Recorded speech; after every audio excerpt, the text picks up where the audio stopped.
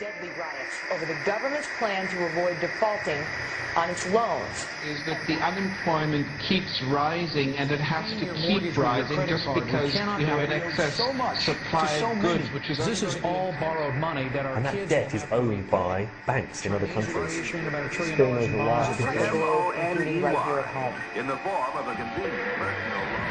A filter cigarette that delivers the taste, and 45 malt liquor. Are you hot? Quite some time ago, by a second, I first learned it from my grandmother. Now, my grandmother was a wonderful person. She taught me how to play the game Monopoly. She understood that the name of the game is to acquire. She would accumulate everything she could, and eventually she became the master of the board. And then she would always say the same thing to me. She'd look at me and she'd say, "One day, you'll learn to play the game." One summer, I played Monopoly almost every day, all day long. And that summer, I learned to play the game. I came to understand the only way to win is to make a total commitment to acquisition. I came to understand that money and possessions, that's the way that you keep score. And by the end of that summer, I was more ruthless than my grandmother. I was ready to bend the rules if I had to win that game. And I sat down with her to play that fall. I took everything she had. I watched her give her last dollar and quit in utter defeat. And then she had one more thing to teach me. Then she said,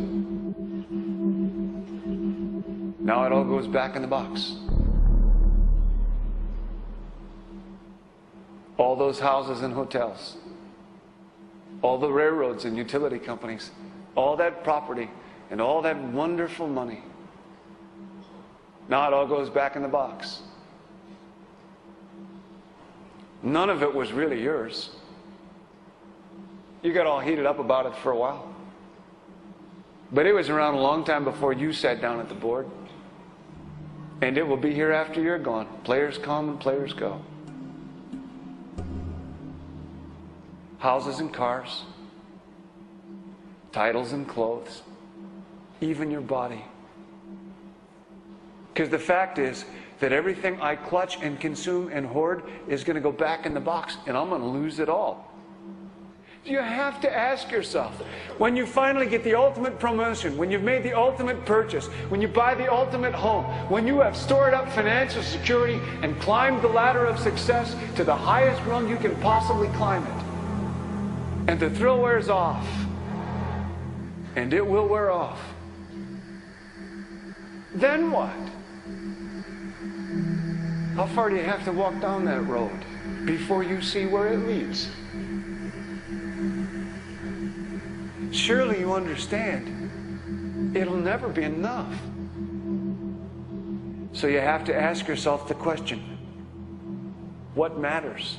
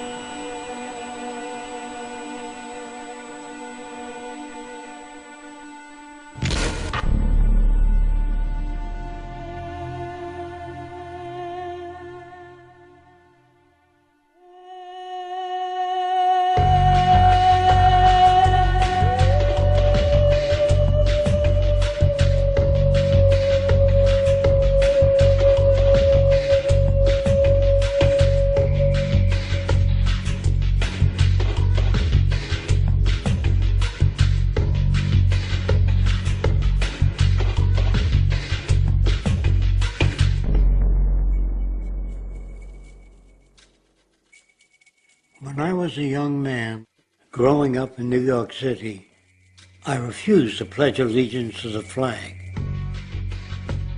Of course, I was sent to the principal's office, and he asked me, "Why don't you want to pledge allegiance? Everybody does." I said, "Everybody once believed the earth was flat, but that doesn't make it so." I explained that America owed everything it has to other cultures and other nations, and that I would rather pledge allegiance to the earth and everyone on it. Needless to say, it wasn't long before I left school entirely, and I set up a lab in my bedroom. There I began to learn about science and nature. I realized then that the universe is governed by laws, and that the human being, along with society itself, was not exempt from these laws. Then came the crash of 1929, which began what we now call the Great Depression. I found it difficult to understand why millions were out of work, homeless, starving, while all the factories were sitting there. The resources were unchanged. It was then that I realized that the rules of the economic game were inherently invalid. Shortly after came World War II, where various nations took turns systematically destroying each other. I later calculated that all the destruction and wasted resources spent on that war could have easily provided for every human need on the planet. Since that time, I have watched humanity set the stage for its own extinction. I have watched as the precious finite resources are perpetually wasted and destroyed in the name of profit and free markets. I have watched the social values of society be reduced into a base artificiality of materialism and mindless consumption. And I have watched as the monetary powers control the political structure of supposedly free societies. I'm 94 years old now, and I'm afraid my disposition is the same as it was 75 years ago. This shit's got to go.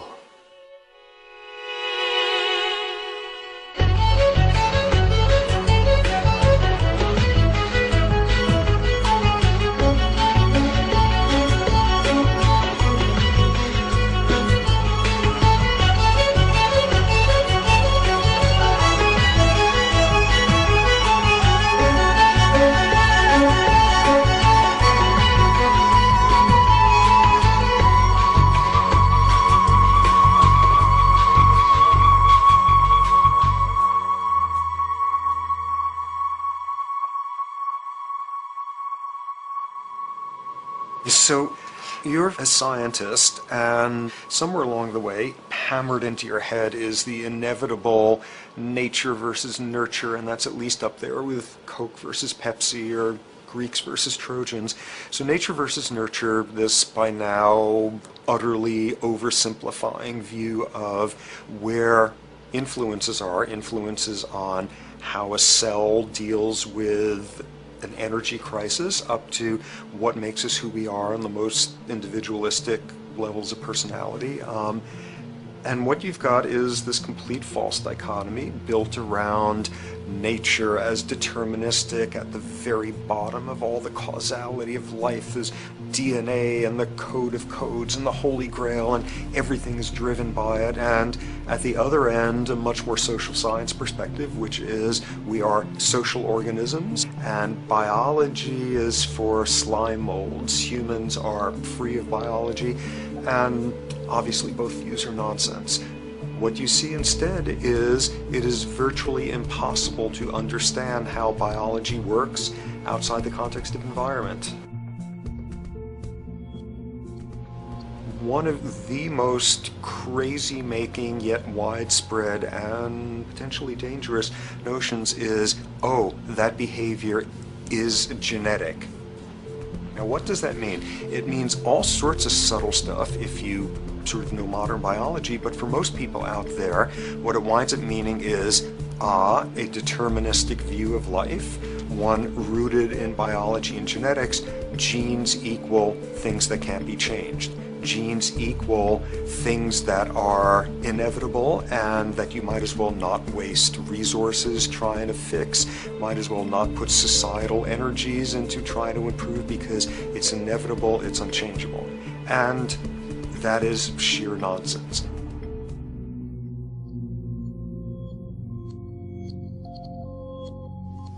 It is widely thought that conditions like ADHD are genetically programmed, conditions like schizophrenia are genetically programmed. The truth is the opposite. Nothing is genetically programmed. They're very rare diseases. I mean, a small handful, extremely sparsely represented in the population, that are truly genetically determined. Most complex conditions might have a predisposition that is a genetic component, but a predisposition is not the same as a predetermination. The whole search for the source of diseases in the genome was doomed to failure before anybody even thought of it, because most diseases are not genetically predetermined. Heart disease, cancer, strokes, rheumatoid conditions, autoimmune conditions in general, mental health conditions, addictions, these are none of them genetically determined. Breast cancer, for example, out of 100 women with breast cancer, only 7 will carry the breast cancer genes. 93 do not. And out of 100 women who do have the genes, not all of them will get cancer.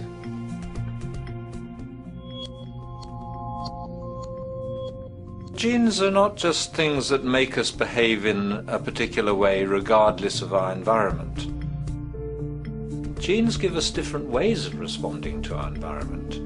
And in fact, it looks as if some of the early childhood influences of a kind of child rearing affects gene expression, actually turning on and off different genes to put you on a different developmental track, which may suit the kind of world you've got to deal with. So, for example, a study done in Montreal with suicide victims looked at autopsies of the brains of these people. And it turned out that if a suicide victim, these are usually young adults, had been abused as children, the abuse actually caused a genetic change in the brain that was absent in the brains of people who had not been abused. That's an epigenetic effect. Epi means on top of, so that the epigenetic influence is what happens environmentally to either activate or deactivate certain genes. In New Zealand, there's a study that was done in a town called Dunedin, in which a few thousand individuals were studied from birth up to into their 20s. What they found was that they could identify a genetic mutation, an abnormal gene, which did have some relation to the predisposition to commit violence, but only if the individual had also been subjected to severe child abuse. In other words, a child with this abnormal gene would be no more likely to be violent than anybody else, and in fact they have a lower rate of violence than people with normal genes, as long as they weren't abused as children. Great additional example of the ways in which genes are not be-all, end-all. Fancy technique where you can take a specific gene out of a mouse, that mouse and its descendants will not have that gene, you have knocked out that gene. So there's this one gene that codes for a protein that has something to do with learning and memory, and this fabulous demonstration, knock out that gene and you have a mouse that doesn't learn as well. Ooh, a genetic basis for intelligence. What was much less appreciated in that landmark study that got picked up by the media left and right is take those genetically impaired mice and raise them in a much more enriched, stimulating environment than your normal mice in a lab cage, and they completely overcame that deficit. So when one says in a contemporary sense that, oh, this behavior is genetic, to the extent that that's even a valid sort of phrase to use, what you're saying is there is a genetic contribution to how this organism responds to environment. Genes may influence the readiness with which an organism will deal with a certain environmental challenge. That's not the version most people have in their minds. And not to be too soapboxing, but run with the old sort of version of it's genetic, and it's not that far from a history of eugenics and things of that sort. It's a widespread misconception, and it's a potentially fairly dangerous one. One reason that the sort of biological explanation for violence, one reason that hypothesis is potentially dangerous, it's not just misleading, it can really do harm, is because if you believe that, you could very easily say, well, there's nothing we can do to change the predisposition people have to becoming violent. All we can do if somebody becomes violent is punish them, lock them up or execute them. But we don't need to worry about changing the social environment or the social preconditions that may lead people to become violent, because that's irrelevant. The genetic argument allows us the luxury of ignoring past and present historical and social factors. And in the words of Louis Menand, who wrote in the New Yorker, very astutely, he said, "It's all in the genes, an explanation for the way things are that does not threaten the way things are. Why should someone feel unhappy or engage in antisocial behavior when that person is living in the freest and most prosperous nation on earth? It can't be the system. There must be a flaw in the wiring somewhere," which is a good way of putting it. So the genetic argument is simply a cop-out, which allows us to ignore the social and economic and political factors that in fact underlie many troublesome behaviors.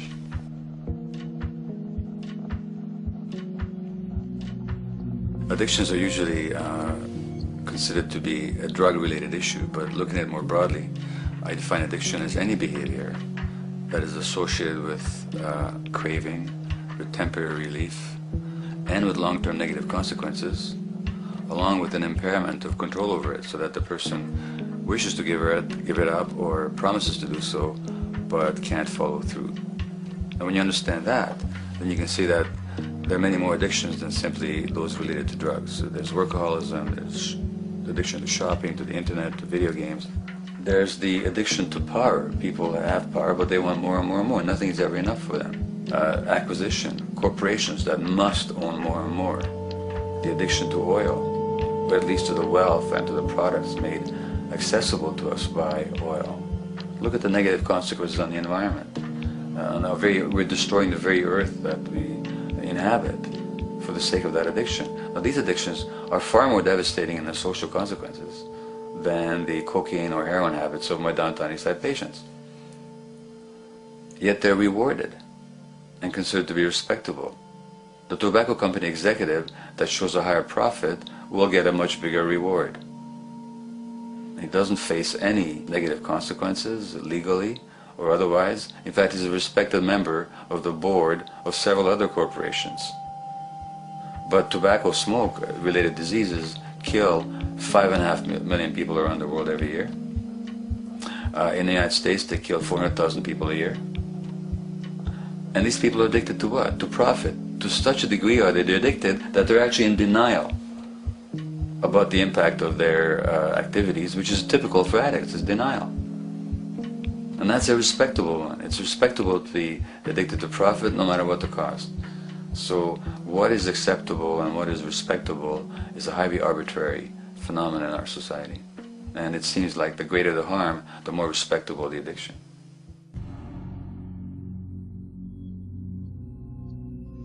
There's a general myth that drugs in themselves are addictive. In fact, the war on drugs is predicated on the idea that if you interdict the sources of drugs, you can deal with addiction that way. Now, if we understand addiction in a broader sense, we see that nothing in itself is addictive. No substance, no drug is by itself addictive, and no behavior is by itself addictive. Many people can go shopping without becoming shopaholics. Not everybody becomes a food addict. Not everyone who drinks a glass of wine becomes an alcoholic. So the real issue is what makes people susceptible, because it's the combination of a susceptible individual and the potentially addictive substance or behavior that actually then makes for full flowering of addiction. In short, it's not the drug that's addictive, it's the question of the susceptibility of the individual to being addicted to a particular substance or behavior. If we wish to understand what then makes some people susceptible, we actually have to look at their life experience. The old idea, although it's old, but it's still broadly held, that addictions are due to some genetic cause is simply scientifically untenable. What the case is actually is that certain life experiences make people susceptible. Life experiences that not only shape the person's personality and psychological needs, but also their very brains in certain ways. And that process begins in utero.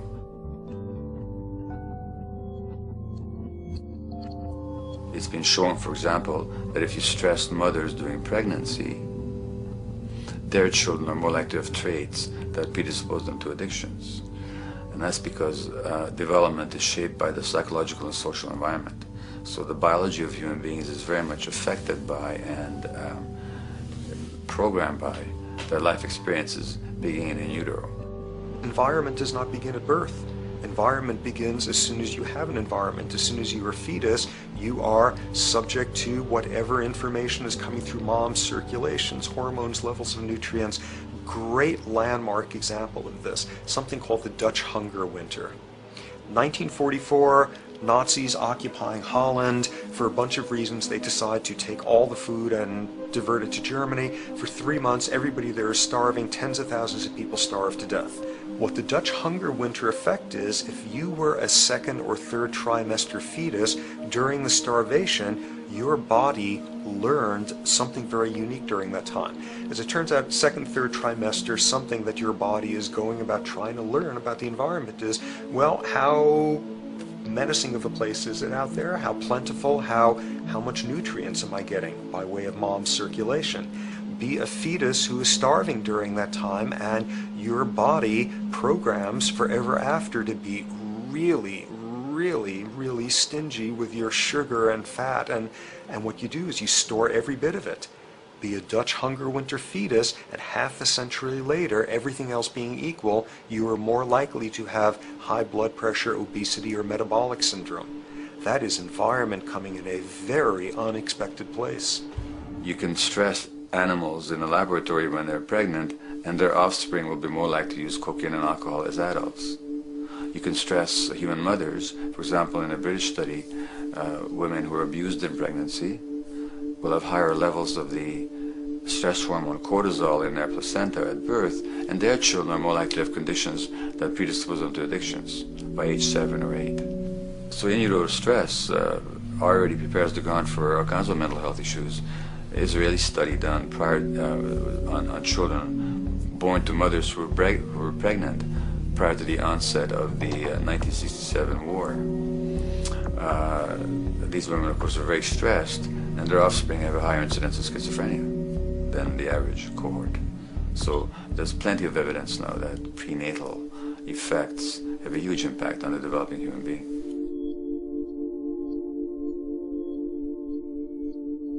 The point about human development, and specifically human brain development, is that it occurs mostly under the impact of the environment and mostly after birth.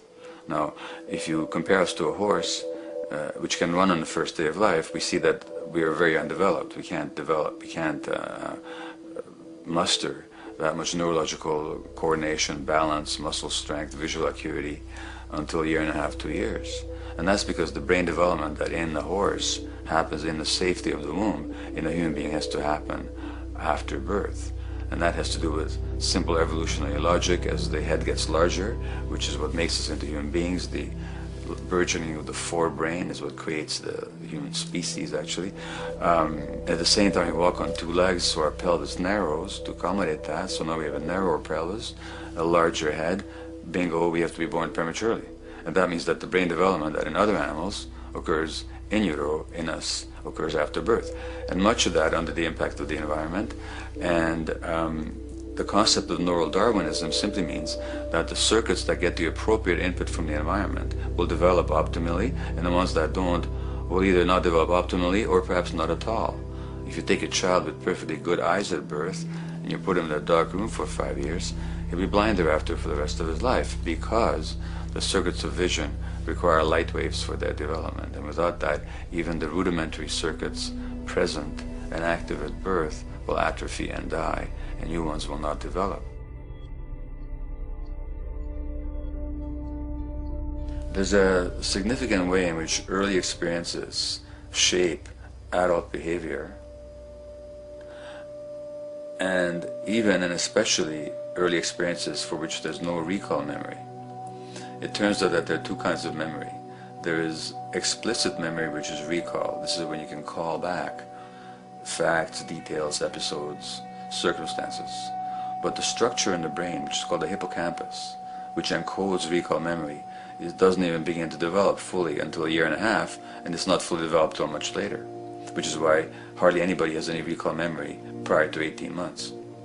But there's another kind of memory, which is called implicit memory, which is in fact an emotional memory, where the emotional impact and the interpretation that the child makes of those emotional experiences is ingrained in the brain in the form of nerve circuits ready to fire without specific recall.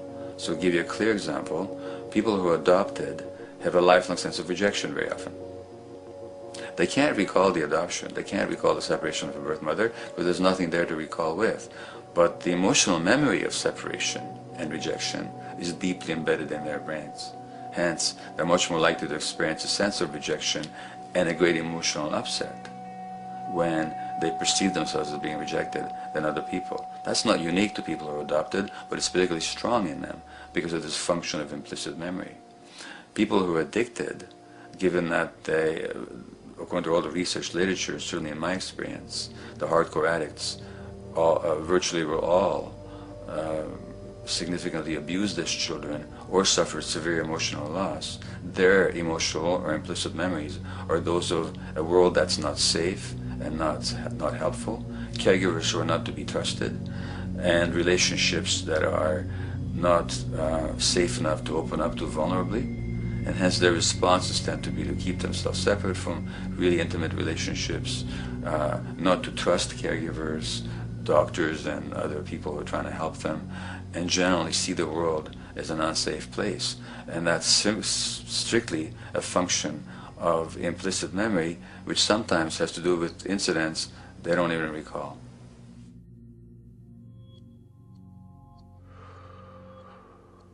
Infants who are born premature are often in incubators and various types of gadgetry and machinery for weeks and perhaps months. It's now known that if these children are touched and stroked on the back for just 10 minutes a day, that promotes their brain development. So human touch is essential for development. And in fact, infants who are never picked up will actually die. That's how much of a fundamental need being held is to human beings. In our society, there's an unfortunate tendency to tell parents not to pick up their kids, not to hold them, not to pick up babies who are crying for fear of spoiling them, or to encourage them to sleep through the night. You don't pick them up, which is just the opposite of what the child needs. And these children might go back to sleep because they give up and their brains just shut down as a way of defending against the vulnerability of being abandoned really by their parents. But their implicit memories will be that of a world that doesn't give a damn. A lot of these differences are structured very early in life. In a way, if you like, the parental experience of adversity, how tough life is or how easy it is passed on to children, whether through maternal depression or parents being bad-tempered with their kids because they've had a hard day or just being too tired at the end of the day.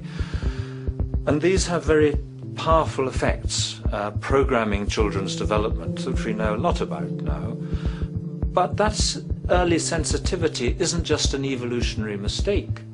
It exists again in many different species. Even seedlings, there's an early adaptive process to the kind of environment they're growing up in. But for humans, the adaptation is to the quality of social relations. And so early life, how nurturing or how much conflict, how much attention you get, is a taster of the kind of world you may be growing up in. Are you growing up in a world where you have to fight for what you can get? watch your back, fend for yourself, learn not to trust others? Or are you growing up in a society where you depend on reciprocity, mutuality, cooperation, where empathy is important, where your security depends on good relations with other people? And that needs a very different emotional and cognitive development. And that's what the early sensitivity is about. And parenting is almost, quite unconsciously, a system for passing on that experience to children of the kind of world they're in. The great British child psychiatrist D.W. Winnicott said that fundamentally two things can go wrong in childhood. One is when things happen that shouldn't happen, and then things that should happen but don't. And the first category is the traumatic and abusive and abandonment experiences of my downtown East Side patients and of many addicts. That's what shouldn't happen but did. But then there is the non-stressed, attuned, non-distracted attention of the parent that every child needs, that very often children don't get. They're not abused, they're not neglected, and they're not traumatized. But what should happen, the presence of the emotionally available, nurturing parent, just is not available to them because of the stresses in our society and the parenting environment. And the psychologist Alan Shore calls that proximal abandonment, when the parent is physically present, but emotionally absent. I have spent, roughly the last 40 years of my life working with the most violent people our society produces, murderers, rapists, and so on, in an attempt to understand what causes this violence. I discovered that the most violent of the criminals in our prisons had themselves been victims of a degree of child abuse that was beyond the scale of what I ever thought of applying the term child abuse to. I had no idea of the depth of the depravity with which children in our society are all too often treated. The most violent people I saw were themselves the survivors of their own attempted murder, often at the hands of their parents or other people in their social environment, or were the survivors of family members who had been killed, their closest family members, by other people. The Buddha argued that everything depends on everything else.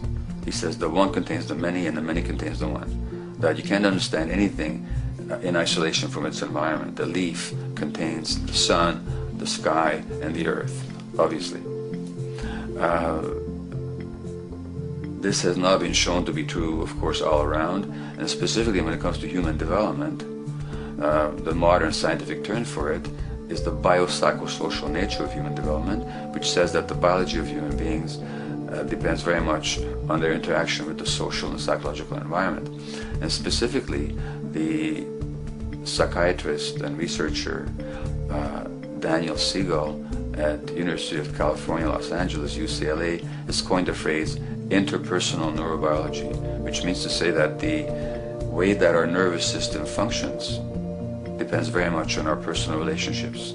In the first place with the parenting caregivers, and in the second place with other important attachment figures in our lives, and in the third place with our entire culture. So that you can't separate the neurological functioning of a human being from the environment in which he or she grew up in and continues to exist in. And this is true throughout the life cycle. It's particularly true when you're dependent and helpless and your brain is developing, but it's true even in adults and even at the end of life. Human beings have lived in almost every kind of society, from the most egalitarian, hunting and gathering societies seem to have been very egalitarian, for instance based on food sharing, gift exchange. Small bands of people living predominantly off of foraging, but a little bit of hunting. Predominantly among people you have at the least known your entire life, if not surrounded by third cousins or closer, in a world in which there is a great deal of fluidity between different groups, in a world in which there is not a whole lot in terms of material culture. This is how humans have spent most of their hominid history. And no surprise, that makes for a very different world. One of the things you get as a result of that is far less violence. Organized group violence is not something that occurred at that time. of human history, and that seems quite clear. So where did we go wrong? Violence is not universal. It's not symmetrically distributed throughout the human race. There is a huge variation in the amount of violence in different societies. There are some societies that have virtually no violence. There are others that destroy themselves. Some of the Anabaptist religious groups that are complete strict pacifists, like the Amish, the Mennonites, the Hutterites. Among some of these groups, the Hutterites, there are no recorded cases of homicide. During our major wars, like World War II, where people were being drafted, they would refuse to serve in the military. They would go to prison rather than serve in the military. In the kibbutzim in Israel, the level of violence is so low that the criminal courts there will often send violent offenders, people who've committed crimes, to live on the kibbutzim in order to learn how to live a nonviolent life, because that's the way people live there. So we are amply shaped by society. Our societies, in the broader sense, including our theological, our metaphysical, our linguistic influences, etc., our societies help shape us as to whether or not we think life is basically about sin or about beauty, whether the afterlife will carry a price for how we live our lives or if it's irrelevant. In a broad sort of way, different large societies could be termed as individualistic or collectivist, and you get very different people and different mindsets, and I suspect different brains coming along with that. We in America are in one of the most individualistic of societies, and capitalism being a system that allows you to go higher and higher up a potential pyramid, and the deal is it comes with fewer and fewer safety nets. By definition, the more stratified a society is, the fewer people you have as peers, the fewer people with whom you have symmetrical, reciprocal relationships, and instead all you have are differing spots and endless hierarchies. And a world in which you have few reciprocal partners is a world with a lot less altruism.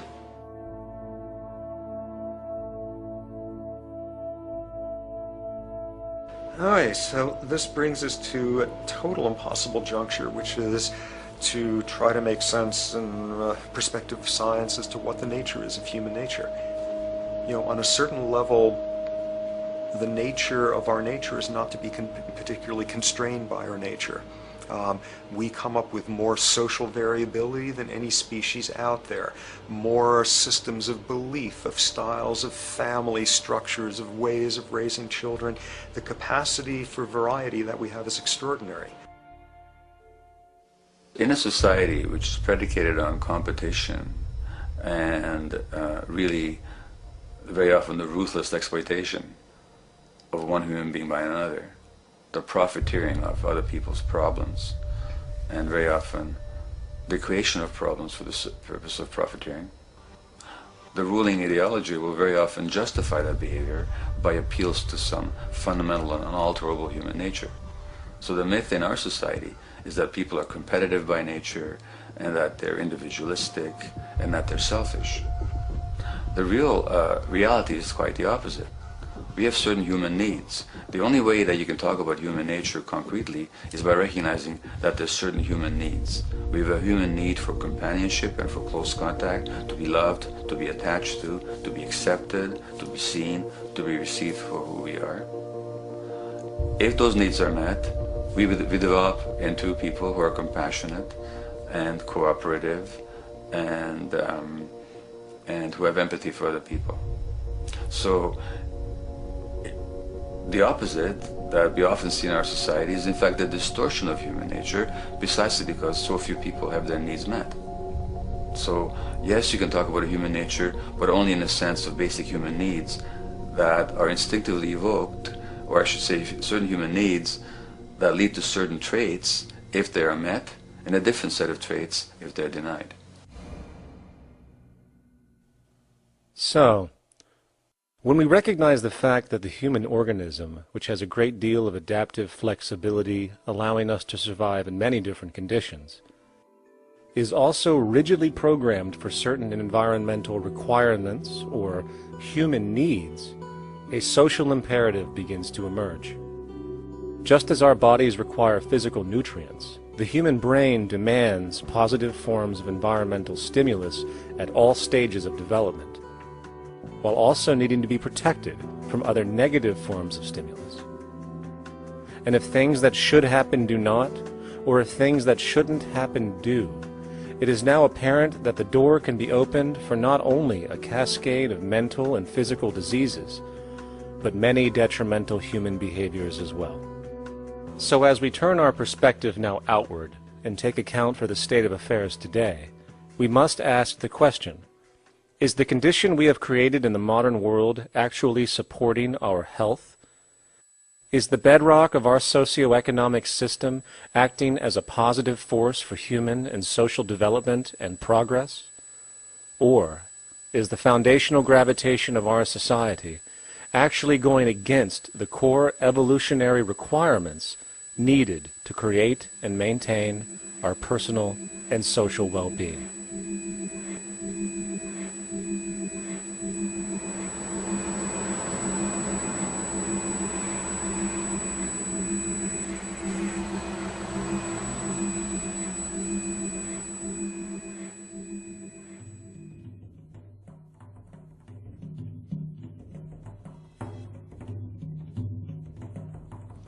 So one might ask, where did this all begin?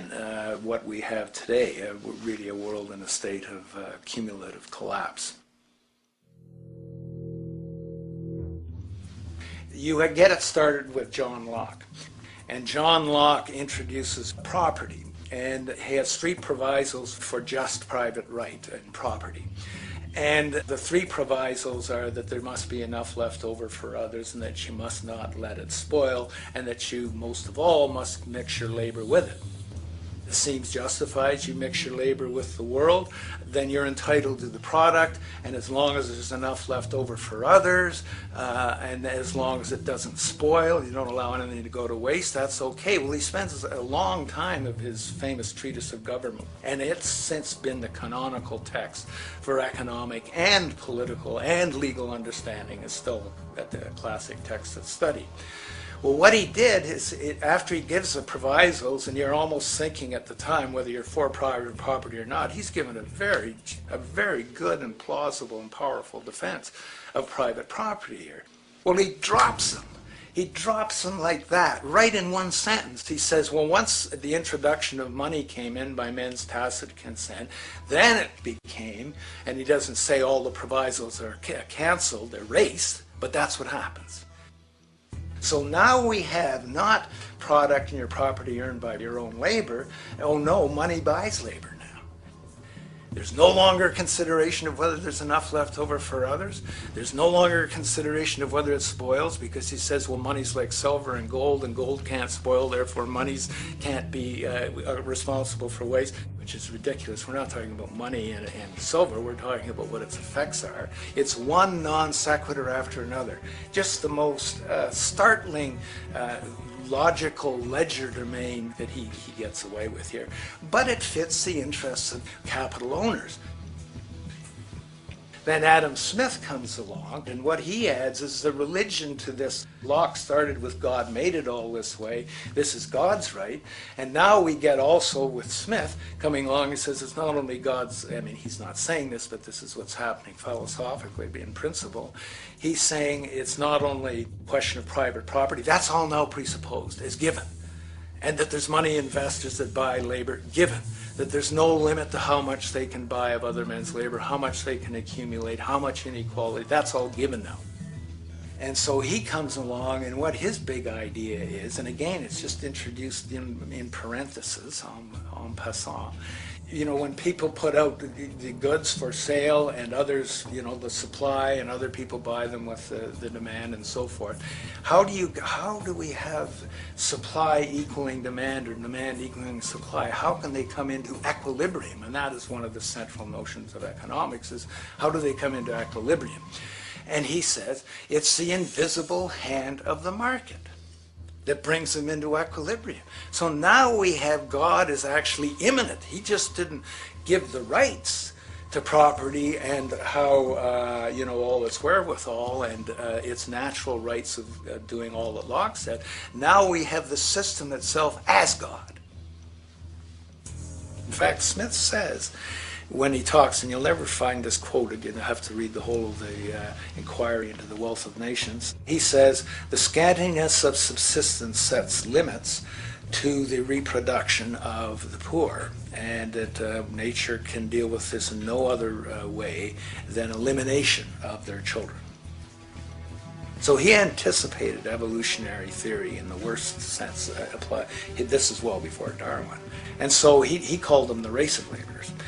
So you can see there was inherent racism built in here. There was an inherent acceptance, life blindness to kill innumerable children. And he thought, well, that's the invisible hand making supply meet demand and demand meet supply. So see how wise God is. So you can see a lot of the really virulent, life-destructive, eco-genocidal things that are going on now have, in a way, a thought gene back in Smith too. When we reflect on the original concept of the so-called free market capitalist system, as initiated by early economic philosophers such as Adam Smith, we see that the original intent of a market was based around real, tangible, life-supporting goods for trade. Adam Smith never fathomed that the most profitable economic sector on the planet would eventually be in the arena of financial trading or so-called investment, where money itself is simply gained by the movement of other money in an arbitrary game which holds zero productive merit to society. Yet, regardless of Smith's intent, the door for such seemingly anomalous advents was left wide open by one fundamental tenet of this theory. Money is treated as a commodity in and of itself. Today, in every economy of the world, regardless of the social system they claim, money is pursued for the sake of money and nothing else. The underlying idea, which was mysteriously qualified by Adam Smith with his religious declaration of the invisible hand, is that the narrow, self-interested pursuit of this fictional commodity will somehow magically manifest human and social well-being and progress. The reality is that the monetary incentive interest, or what some have termed the money sequence of value, has now completely decoupled from the foundational life interest, which could be termed the life sequence of value. What has happened is that there's a complete confusion in economic doctrine between those two sequences. They think that the money sequence of value delivers the life sequence of value, and that's why they say if more goods are sold, if GDPs rise and so forth, therefore there'll be more well-being, enhanced well-being. We take the GDP to be basically our indicator of social health. Well, there you see the confusion. It's talking about money sequences of value, that is all the receipts, all the revenues that are derived from selling goods, and they're confusing that with life reproduction, so that you have built right into this thing from the beginning is a complete conflation of the money and life sequences of value. So we're dealing with a kind of structured delusion that becomes more and more deadly as the money sequence decouples from producing anything at all. So it's a system disorder, and the system disorder seems to be fatal.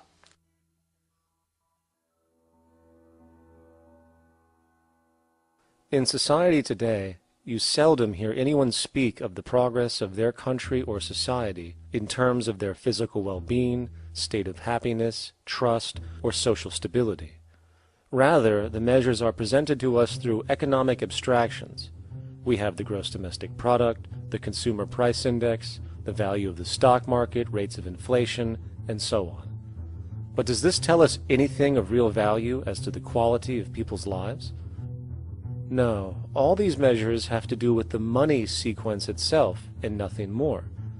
For example, the gross domestic product of a country is a measure of the value of goods and services sold. This measure is claimed to correlate to the standard of living of a country's people. In the United States, healthcare accounted for over 17% of GDP in 2009, amounting to over $2.5 trillion spent, hence creating a positive effect on this economic measure. And based on this logic, it would be even better for the U.S. economy if healthcare services increased more so, perhaps to $3 trillion or $5 trillion, since that would create more growth, more jobs, and hence boasted by economists as a rise in their country's standard of living. But wait a minute, what do healthcare services actually represent? Well, sick and dying people. That's right, the more unhealthy people there are in America, the better the economy. Now, that is not an exaggeration or a cynical perspective. In fact, if we step back far enough, you will realize that the GDP not only doesn't reflect real public or social health on any tangible level, it is, in fact, mostly a measure of industrial inefficiency and social degradation. And the more you see it rise, the worse things are becoming with respect to personal, social, and environmental integrity. You have to create problems to create profit. There is no profit under the current paradigm in saving lives, putting balance on this planet, having justice and peace or anything else. There's just no profit there. There's an old saying, pass a law, create a business, whether you're creating a business for a lawyer or whatever. So, crime does create business, just like destruction creates business in Haiti. We have now roughly 2 million people incarcerated in this country, and of those, many of them are in prisons run by private corporations, Corrections Corporation of America, Wackenhut, who trade their stock on Wall Street based upon how many people are in jail. Now that's sickness, but that is a reflection of what this economic paradigm calls for. So what exactly does this economic paradigm call for? What is it that keeps our economic system going? Consumption. Or more accurately, cyclical consumption. When we break down the foundation of classic market economics, we are left with a pattern of monetary exchange that simply cannot be allowed to stop or even substantially slowed, if the society as we know it is to remain operational. There are three main actors on the economic stage: the employee, the employer, and the consumer. The employee sells labor to the employer for income. The employer sells its production services and hence goods to the consumer for income. And the consumer, of course, is simply another role of the employer and employee, spending back into the system to enable the cyclical consumption to continue. In other words, the global market system is based on the assumption that there will always be enough product demand in society to move enough money around at a rate which can keep the consumption process going. And the faster the rate of consumption, the more so-called economic growth is assumed, and so the machine goes. But hold on, I thought an economy was meant to, economize? Doesn't the very term have to do with preservation and efficiency and a reduction of waste? So how does our system, which demands consumption and the more the better, efficiently preserve or economize at all? Well, it doesn't. The intent of the market system is, in fact, the exact opposite of what a real economy is supposed to do, which is efficiently and conservatively orient the materials for production and distribution of life-supporting goods. We live on a finite planet with finite resources, where, for example, the oil we utilize took millions of years to develop, where the minerals we use took billions of years to develop. So, having a system that deliberately promotes the acceleration of consumption for the sake of so-called economic growth is pure ecocidal insanity. Absence of waste, that's what efficiency is. Absence of waste. This system is more wasteful than all the other existing systems in the history of the planet. Every level of life organization and life system is in a state of crisis and challenge and decay or collapse. No peer-reviewed journal in the last 30 years will tell you anything different. That is, that every life system is in decline, as well as social programs, as well as our water access. Try to name any means of life that isn't threatened and in danger. You can't. There really isn't one, and that's very, very despairing. But we haven't even figured out the causal mechanism. We don't want to face the causal mechanism. We just want to go on, that's what insanity is, where you keep doing the same thing over and over again, though it clearly doesn't work. So you're really dealing with not an economic system, but I would go so far as to say an anti-economic system. There's an old saying that the competitive market model seeks to create the best possible goods at the lowest possible prices. This statement is essentially the incentive concept which justifies market competition based on the assumption that the result is the production of higher quality goods. If I was going to build myself a table from scratch, I would naturally build it out of the best, most durable materials possible, right? With the intent for it to last as long as possible. Why would I want to make something poor, knowing I would have to eventually do it again and expend more materials and more energy? Well, as rational as that may seem in the physical world, when it comes to the market world, it is not only explicitly irrational, it is not even an option. It is technically impossible to produce the best of anything if a company is to maintain a competitive edge and hence remain affordable to the consumer. Literally everything created and set for sale in the global economy is immediately inferior the moment it is produced, for it is a mathematical impossibility to make the most scientifically advanced, efficient, and strategically sustainable products. This is due to the fact that the market system requires that cost efficiency, or the need to reduce expenses, exist at every stage of production, from the cost of labor to the cost of materials and packaging, and so on. This competitive strategy, of course, is to make sure the public buys their goods rather than from a competing producer, which is doing the exact same thing to also make their goods both competitive and affordable. This immutably wasteful consequence of the system could be termed intrinsic obsolescence. However, this is only one part of a larger problem. A fundamental governing principle of market economics, one that you will not find in any textbook, by the way, is the following. Nothing produced can be allowed to maintain a lifespan longer than what can be endured in order to continue cyclical consumption. In other words, it is critical that stuff break down, fail, and expire within a certain amount of time. This is termed planned obsolescence. Planned obsolescence is the backbone of the underlying market strategy of every goods-producing corporation in existence. While very few, of course, would admit to such a strategy outright, what they do is mask it within the intrinsic obsolescence phenomenon just discussed, while often ignoring or even suppressing new advents in technology which might create a more sustainable, durable good. So, if it wasn't wasteful enough that the system inherently cannot allow the most durable and efficient goods to be produced, planned obsolescence deliberately recognizes that the longer any good is in operation, the worse it is for sustaining cyclical consumption and hence the market system itself. In other words, product sustainability is actually inverse to economic growth, and hence there is a direct, reinforced incentive to make sure lifespans are short of any given good produced. And in fact, the system cannot operate any other way. One glance at the sea of landfills now spreading across the world show the obsolescence reality.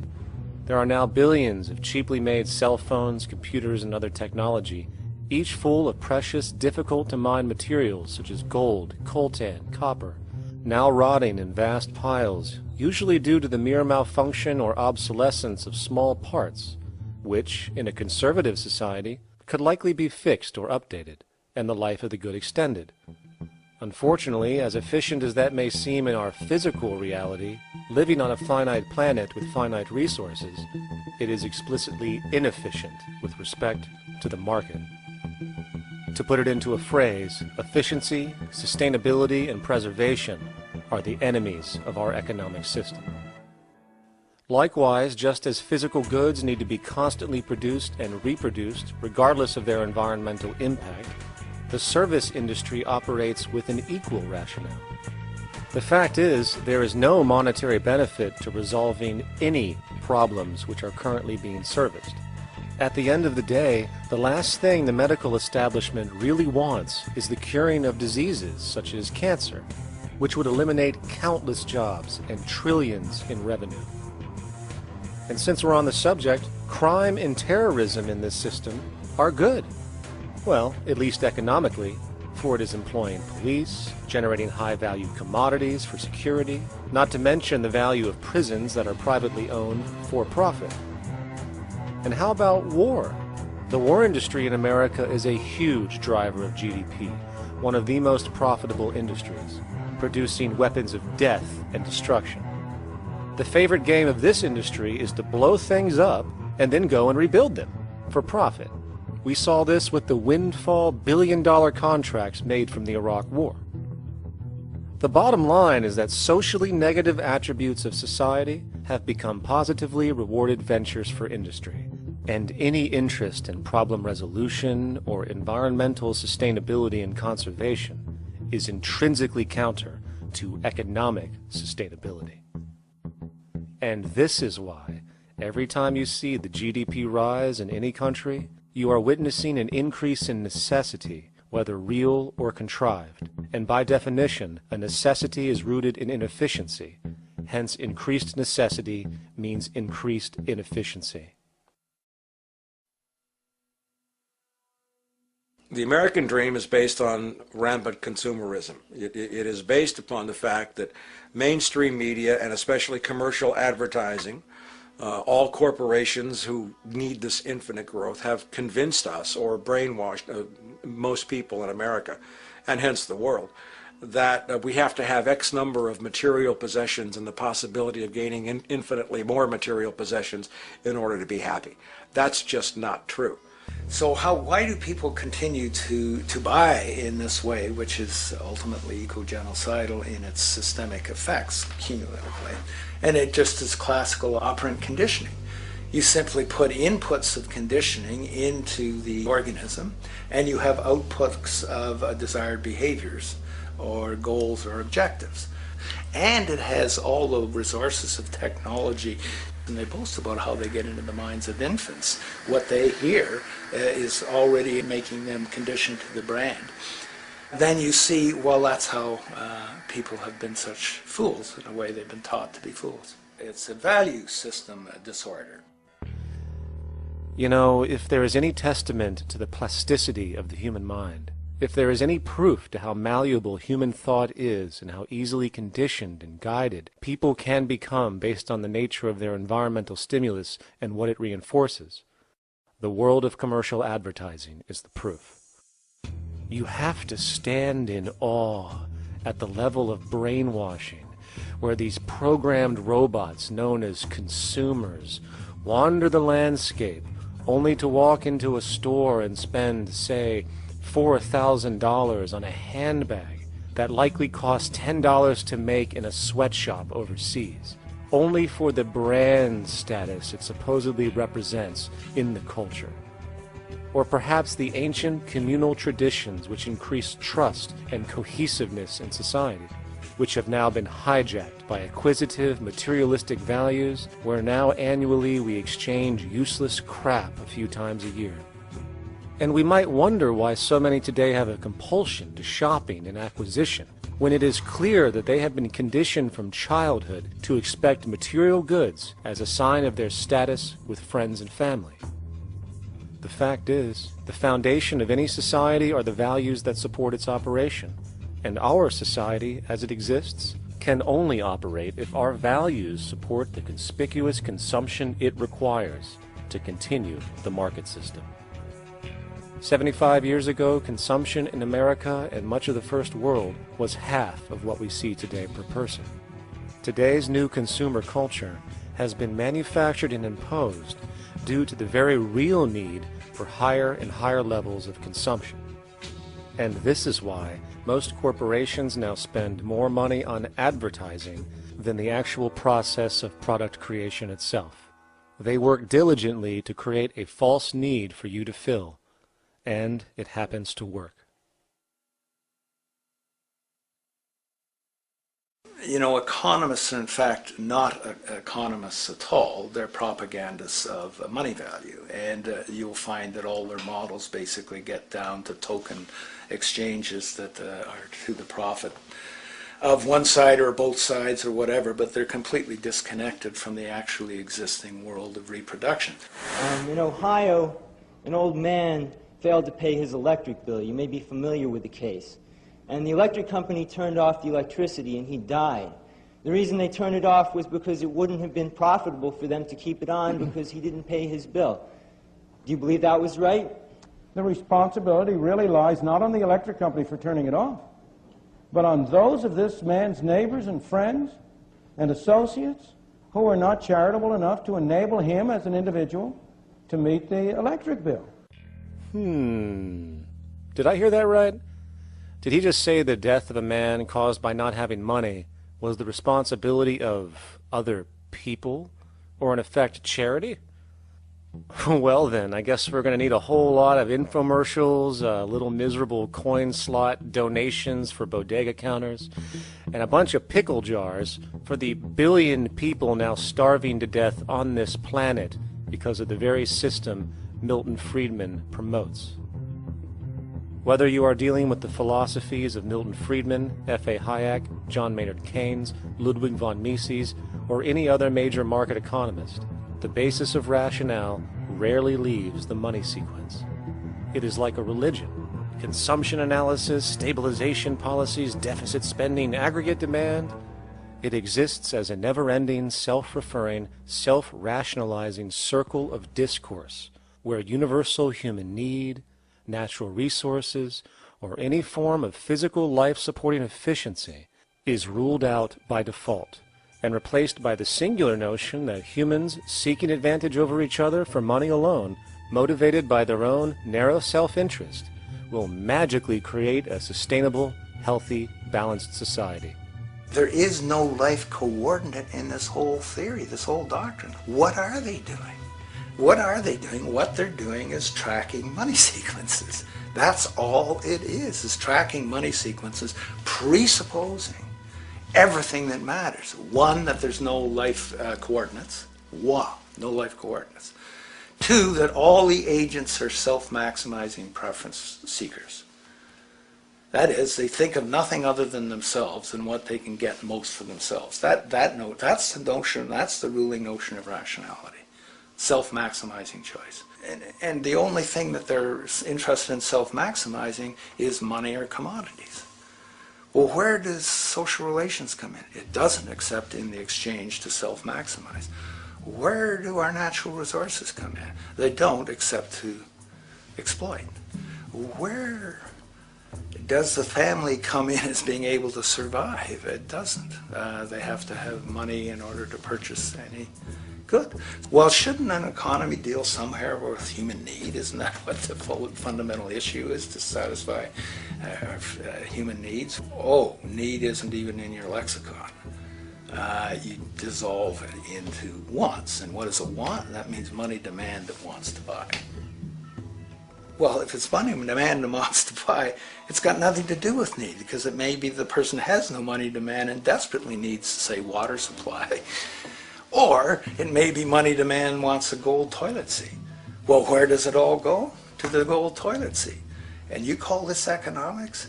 Like, it's really, when one thinks of it, it's got to be the most bizarre delusion in the history of human thought.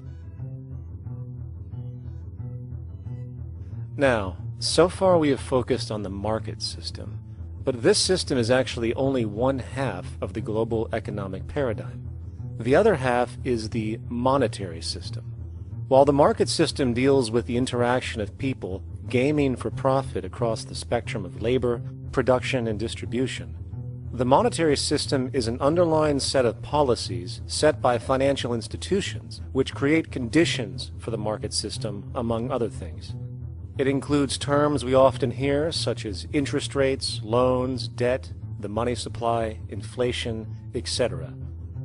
And while you might want to pull your hair out listening to the gibberish coming from the monetary economists, modest preemptive actions can obviate the need of more drastic actions at a later date.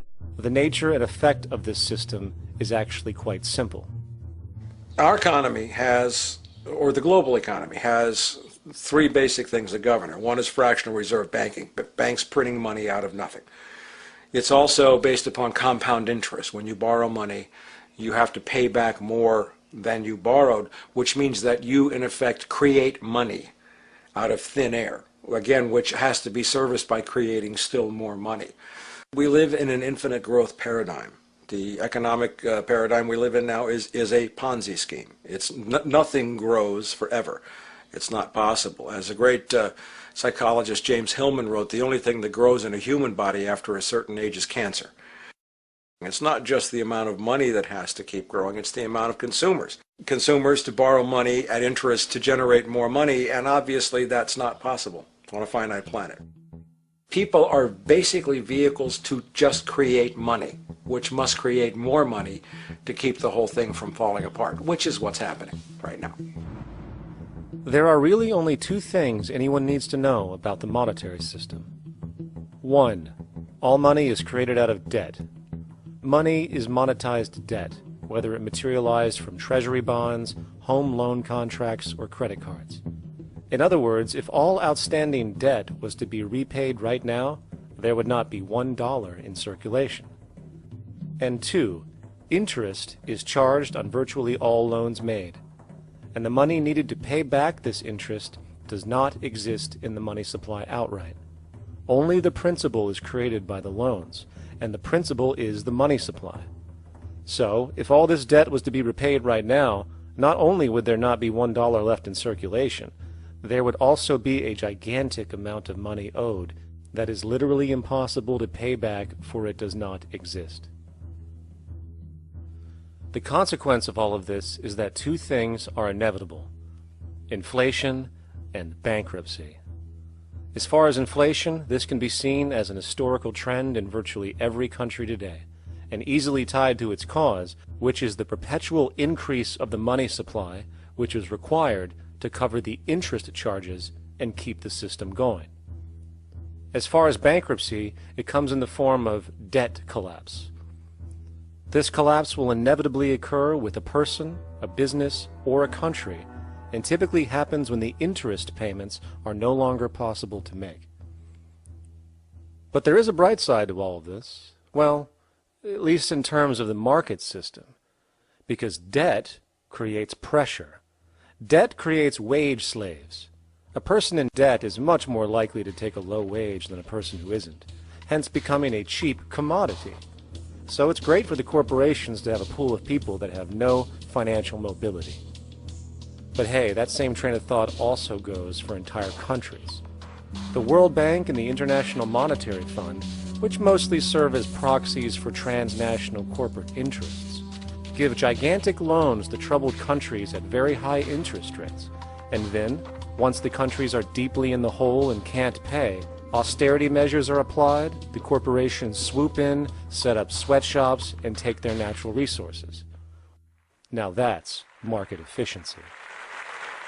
But wait, there's more. You see, there's this unique hybrid of the monetary and market system called the stock market, which rather than, actually produce anything real, they just buy and sell money itself. And when it comes to debt, you know what they do? That's right, they trade it. They actually buy and sell debt for profit, from credit default swaps and collateralized debt obligations for consumer debt, to complex derivative schemes used to mask the debt of entire countries, such as the collusion of investment bank Goldman Sachs in Greece, which nearly collapsed the entire European economy. So when it comes to the stock market and Wall Street, we have an entirely new level of insanity born out of the money sequence of value. All you need to know about markets was written in an editorial in the Wall Street Journal a couple of years ago. It was called Lessons of the Brain-Damaged Investor. And in this editorial, they explain why people with slight brain damage do better as investors than people with normal brain functionality. Why? Because the slightly brain-damaged person has no empathy. And that's the key. If you don't have any empathy, you do well as an investor. And so Wall Street breeds people who have no empathy, to go in there and to make decisions and make trades that they have no compunction about and no thought whatsoever as to what they're doing might affect their fellow human being. So they breed these robots, these people who have no souls. And since they don't even want to pay these people anymore, they're now breeding robots, real algorithmic traders. Goldman Sachs and the high-frequency trading scandal. They put a computer next to the exchange, the New York Stock Exchange. This computer, this co-located computer, as they call it, it front-runs all the trades on the exchange, and it hits the exchange with volumes of orders in ways that scalp pennies and nickels away from the exchange. It's like they're siphoning money all day long. They went one quarter last year, 30 or 60 straight days without a single down day and made millions of dollars every single day. Is that because, well, that's statistically impossible. When I worked on Wall Street, the way it works is everyone kicks upstairs the bribes. The brokers bribe to the office manager bribes to the regional sales manager bribes to the national sales manager. It's a common understanding. At Christmas, who gets the biggest bonus at Christmas in an average brokerage office? The compliance officer. The compliance officer sits there all day long. He's supposed to be making sure you don't violate any of the margin rules and you're complying with the law. Of course, yeah, to the extent that you can bribe the compliance officer, yeah, that's right, you are complying with the law. So how does fraud has become the system? It's no longer a byproduct. It is the system. You know, it's like that old Woody Allen joke. He says, "Doctor, my brother thinks he's a chicken." And the doctor says, "Take a pill, and that should cure the problem." And he says, "No, doctor, you don't understand. We need the eggs." Okay? So the trading of fraudulent claims back and forth between banks to generate fees, to generate bonuses, has become the GDP producing growth engine of the United States economy. Even though they're essentially trading fraudulent claims that there's absolutely no hope of ever paying back. They're processing and generating and resecuritizing nothing. If I write $20 billion on a cocktail napkin and I sell it to JP Morgan while JP Morgan writes $20 billion on a cocktail napkin, and we swap those two cocktail napkins at a bar, and we each pay ourselves 1/4% in a fee, we make a lot of money for our Christmas bonus. We each have on our books a $20 billion cocktail napkin, which has no real value until such time as the system is no longer able to absorb bogus cocktail napkins, in which case we go to the government to get bailed out. And because of Wall Street and the global stock market, there are now conservatively about $700 trillion of outstanding fraudulent claims known as derivatives, still waiting to collapse, a value amounting to over 10 times the gross domestic product of the entire planet. And while we have seen the bailouts of corporations and banks by governments, which of course comedically borrow their money from banks to begin with, we are now seeing attempts to bail out whole countries by conglomerates of other countries through the international banks. But how do you bail out a planet? There is no country out there that isn't now saturated in debt. The cascade of sovereign debt defaults we have seen can only be the beginning when the math is taken into account. It has been estimated in the United States alone that income tax would need to be raised to 65% per person just to cover the interest in the near future. Economists are now foreshadowing that within a few decades, 60% of the countries on the planet will be bankrupt. But, hold on, let me get this straight. The world is going bankrupt, whatever the hell that means, because of this idea called debt, which doesn't even exist in the physical reality. It's only part of a game that we've invented. And yet, the well-being of billions of people is now being compromised. Extreme layoffs, tent cities, accelerating poverty, austerity measures imposed, schools shutting down, child hunger, and other levels of familial deprivation, all because of this elaborate fiction. What are we, fucking stupid? Hey, Mars, my man. Help a brother out, huh? Grow up, kid.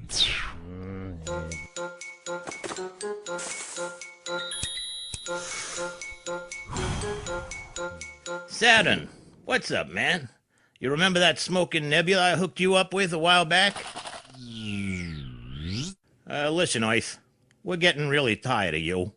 You've been given everything, and yet you waste it all. You got plenty of resources, and you know it. Why don't you grow up and learn some responsibility, for Christ's sake? You're making your mother miserable.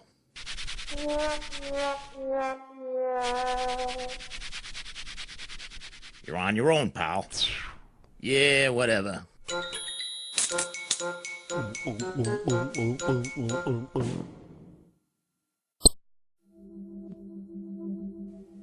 Now, all of this considered, from the waste machine known as the market system to the debt machine known as the monetary system, hence creating the monetary market paradigm which defines the global economy today, there is one consequence that runs through the entire machine: inequality. Whether it is the market system which creates a natural gravitation towards monopoly and power consolidation, while also generating pockets of wealthy industries that tower over others regardless of utility, such as the fact that top hedge fund managers on Wall Street now take home over $300 million a year for contributing literally nothing, while a scientist looking for a cure for a disease trying to help humanity might make $60,000 a year if they're lucky. Or whether it is the monetary system, which has class division built right into its structure.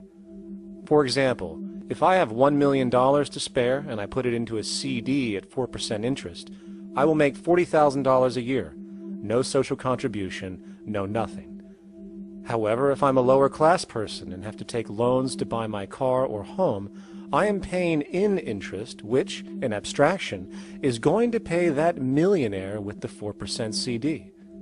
This stealing from the poor to pay the rich is a foundational, built-in aspect of the monetary system, and it could be labeled structural classism.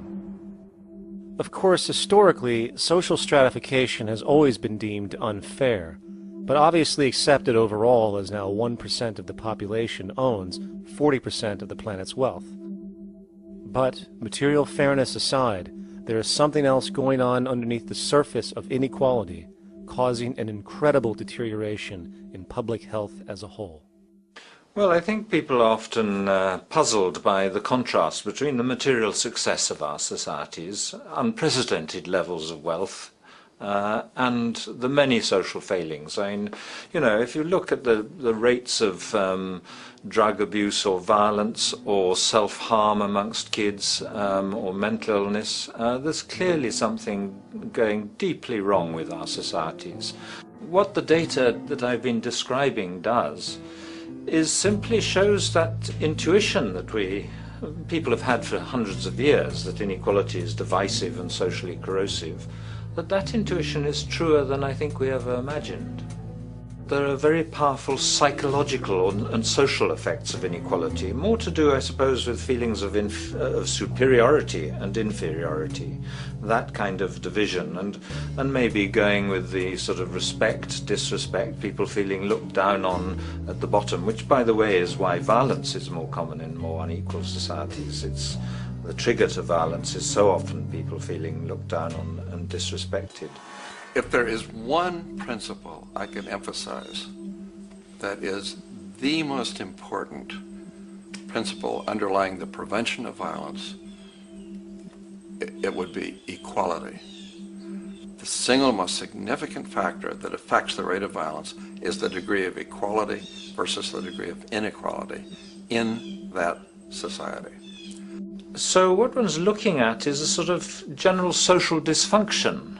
It's not just one or two things that go wrong as inequality increases. It seems to be everything, whether we're talking about crime or health or mental illness or whatever. One of the really disturbing findings out in public health there is never ever make the mistake of being poor or being born poor.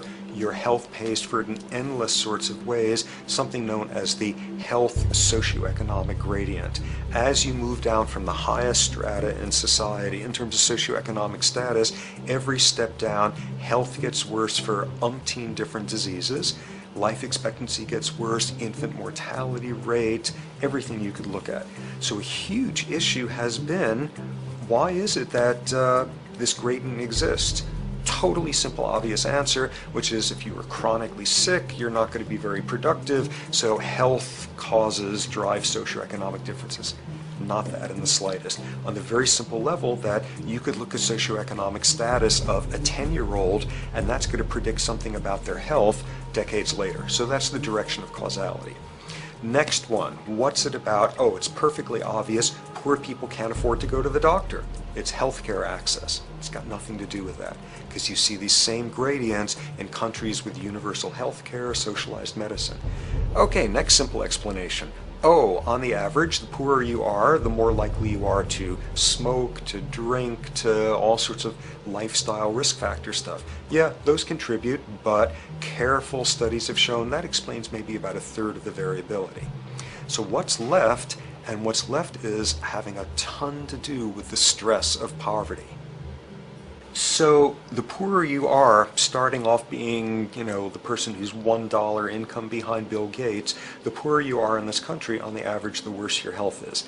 This tells us something really important. The health connection with poverty, it's not about being poor, it's about feeling poor. Increasingly, we recognize that chronic stress is an important influence on health, but the most important sources of stress are the quality of social relations. And if there is anything that lowers the quality of social relations, it is the socioeconomic stratification of society. What science has now shown is that regardless of material wealth, the stress of simply living in a stratified society leads to a vast spectrum of public health problems. And the greater the inequality, the worse they become. Life expectancy, longer in more equal countries.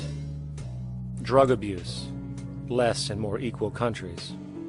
Mental illness, less in more equal countries. Social capital, meaning the ability of people to trust each other, naturally greater in more equal countries. Educational scores, higher in more equal countries. Homicide rates, less in more equal countries. Crime and rates of imprisonment, less in more equal countries. It goes on and on. Infant mortality, obesity, teen birth rate, less in more equal countries. And perhaps most interesting, innovation, greater in more equal countries, which challenges the age-old notion that a competitive, stratified society is somehow more creative and inventive. Moreover, a study done in the UK called the Whitehall Study confirmed that there is a social distribution of disease as you go from the top of the socioeconomic ladder to the bottom. For example, it was found that the lowest rungs of the hierarchy had a 4-fold increase of heart disease-based mortality compared to the highest rungs. And this pattern exists irrespective of access to health care. Hence, the worse a person's relative financial status, the worse their health is going to be on average.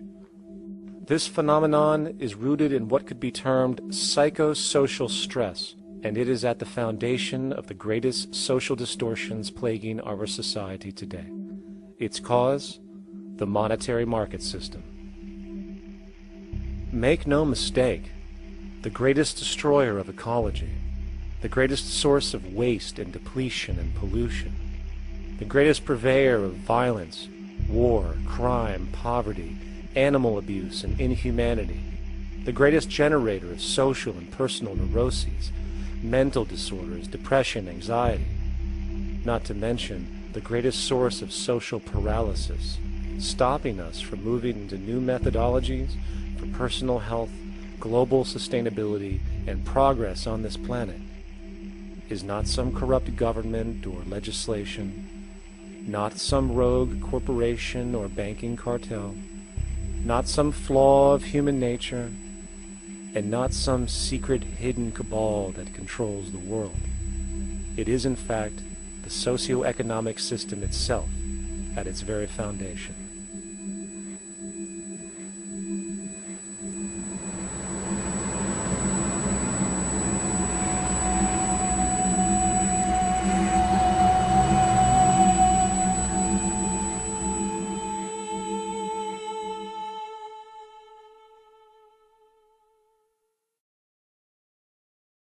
Let's imagine for a moment we had the option to redesign human civilization from the ground up. What if, hypothetically speaking, we discovered an exact replica of the planet Earth, and the only difference between this new planet and our current one is that human evolution had not occurred. It was an open palette. No countries, no cities, no pollution, no Republicans, just a pristine, open environment. So, what would we do? Well, first we need a goal, right? And it's safe to say that goal would be to survive. And not to just survive, but to do so in an optimized, healthy, prosperous way. Most people indeed desire to live, and they would prefer to do so without suffering. Therefore, the basis of this civilization needs to be as supportive and hence sustainable for human life as possible, taking into account the material needs of all the world's people while trying to remove anything that could hurt us in the long run. That goal of, say, maximum sustainability understood, the next question regards our method. What kind of approach do we take? Well, let's see. Last I checked, politics was the method of social operation on Earth. So what do the doctrines of the Republicans, liberals, conservatives, or socialists have to say about societal design? Not a damn thing. Okay, then what about religion? Surely the great creator had to have left some blueprint somewhere. No, nothing I can find. Okay then, so what's left? It appears something called science.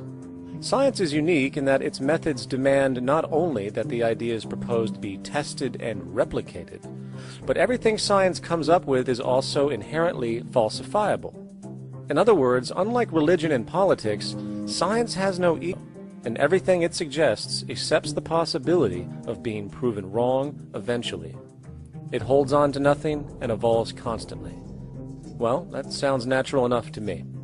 So then, based on the current state of scientific knowledge in the early 21st century, along with our goal of maximum sustainability for the human population, how do we begin the actual process of construction? Well, the first question to ask, what do we need to survive? The answer, of course, are planetary resources. Whether it is the water we drink, the energy we use, the raw materials we utilize to create tools and shelter, the planet hosts an inventory of resources, many of which are demanded for our survival. So, given that reality, it then becomes critical to figure out what we have and where it is. This means we need to conduct a survey. We simply locate and identify every physical resource on the planet we can, along with the amount available at each location, from the deposits of copper to the most potent locations for wind farms to produce energy, to the natural freshwater springs, to an assessment of the amount of fish in the ocean, to the most prime arable land for food cultivation, etc. But, since we humans are going to be consuming these resources over time, we then realize that not only do we need to locate and identify, we also need to track. We need to make sure we don't run out of any of this stuff. That would be bad.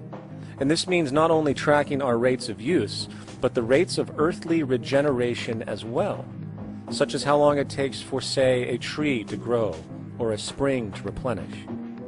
This is called dynamic equilibrium. In other words, if we use up trees faster than they can be grown back, we have a serious problem, for it is unsustainable. So then, how do we track this inventory, especially when we recognize that all of this stuff is scattered everywhere? We have large mineral mines in what we call Africa, energy concentrations in the Middle East, huge tidal power possibilities on the Atlantic coast of North America, the largest supply of fresh water in Brazil, etc. Well, once again, good old science has a suggestion. It's called systems theory. Systems theory recognizes that the fabric of the natural world, from human biology to the earthly biosphere to the gravitational pull of the solar system itself, is one huge synergistically connected system, fully interlinked. Just as human cells connect to form our organs, and the organs connect to form our bodies, and since our bodies cannot live without the earthly resources of food, air, and water, we are intrinsically connected to the earth, and so on. So, as nature suggests, we take all of this inventory and tracking data and create a system to manage it. a global resource management system, in fact, to account for every relevant resource on the planet. There is simply no logical alternative if our goal as a species is survival in the long run. We have to keep track as a whole. That understood, we can now consider production. How do we use all this stuff? What will our process of production be, and what do we need to consider to make sure it is as optimized as possible to maximize our sustainability? Well, the first thing that jumps right out at us is the fact that we need to constantly try and preserve. The planet's resources are essentially finite, so it is important that we be strategic. Strategic preservation is key. The second thing we recognize is that some resources are really not as good as others in their performance. In fact, some of this stuff, when put into use, has a terrible effect on the environment, which invariably hinders our own health. For example, oil and fossil fuels, no matter how you cut it, release some pretty destructive agents into the environment. Therefore, it is critical we do our best to use such things only when we really have to, if at all. Fortunately for us, we see a ton of solar, wind, tidal, wave, heat differential, and geothermal possibilities for energy production, so we can strategize objectively about what we use and where to avoid what could be called negative retroactions, or anything that results from production or use that damages the environment and hence ourselves. We will call this strategic safety, to couple in with our strategic preservation. But production strategies do not stop there. We are going to need an efficiency strategy for the actual mechanics of production itself. And what we find is that there are roughly 3 specific protocols we must adhere to. 1. Every good we produce must be designed to last as long as possible. Naturally, the more things break down, the more resources we are going to need to replace them, and the more waste produced. 2. When things do break down or are no longer usable for whatever reason, it is critical that we harvest or recycle as much as we possibly can. So the production design must take this into account directly at the very earliest stages. 3. Quickly evolving technologies, such as electronics, which are subject to the fastest rates of technological obsolescence, would need to be designed to foreshadow and accommodate physical updates. The last thing we want to do is throw away an entire computer system just because it has only one broken part or is outdated. So we simply design the components to be easily updated, part by part, standardized and universally interchangeable, foreshadowed by the current trend of technological change. And when we realize that the mechanisms of strategic preservation, strategic safety, and strategic efficiency are purely technical considerations, devoid of any human opinion or bias, we simply program these strategies into a computer which can weigh and calculate all the relevant variables, allowing us to always arrive at the absolute best method for sustainable production based on current understandings. And while that might sound complex, all it is a glorified calculator. Not to mention such multivariate decision-making and monitoring systems are already used across the world today for isolated purposes. It is simply a process of scaling it out. So, now we not only have our resource management system, but also a production management system, both of which are easily computer automated to maximize efficiency, preservation, and safety. The informational reality is that the human mind, or even a group of humans, cannot track what needs to be tracked. It must be done by computers, and it can be. And this brings us to the next level, distribution. What sustainability strategies make sense here? Well, since we know that the shortest distance between 2 points is a straight line, and since energy is required to power transport machines, the less transport distance, the more efficient. Producing goods in one continent and shipping them over to another only makes sense if the goods in question simply cannot be produced in the target area. Otherwise, it is nothing but wasteful. We must localize production so distribution is simple, fast, and requires the least amount of energy. We'll call this the proximity strategy. which simply means we reduce the travel of goods as much as possible, whether raw materials or finished consumer products. Of course, it might also be important to know what goods we are transporting and why, and this falls under the category of demand. And demand is simply what people need to be healthy and to have a high quality of life. The spectrum of material human needs range from core life-supporting necessities, such as food, clean water, shelter, to social and recreational goods, which allow for relaxation and personal social enjoyment, both important factors in human and social health overall. So, very simply, we take another survey. People describe their needs, demand is assessed, and production begins based on that demand. And since the level of demand of different goods will naturally fluctuate and change around different regions, we need to create a demand distribution tracking system, so to avoid overruns and shortages. Of course, this idea is old news. It is used in every major store chain today to make sure they keep up with their inventory. Only this time we are tracking on a global scale. But, wait a minute, we really can't fully understand demand if we don't account for the actual usage of the good itself. Is it logical and sustainable for every single human to, say, have one of everything made, regardless of their usage? No, that would be simply wasteful and inefficient.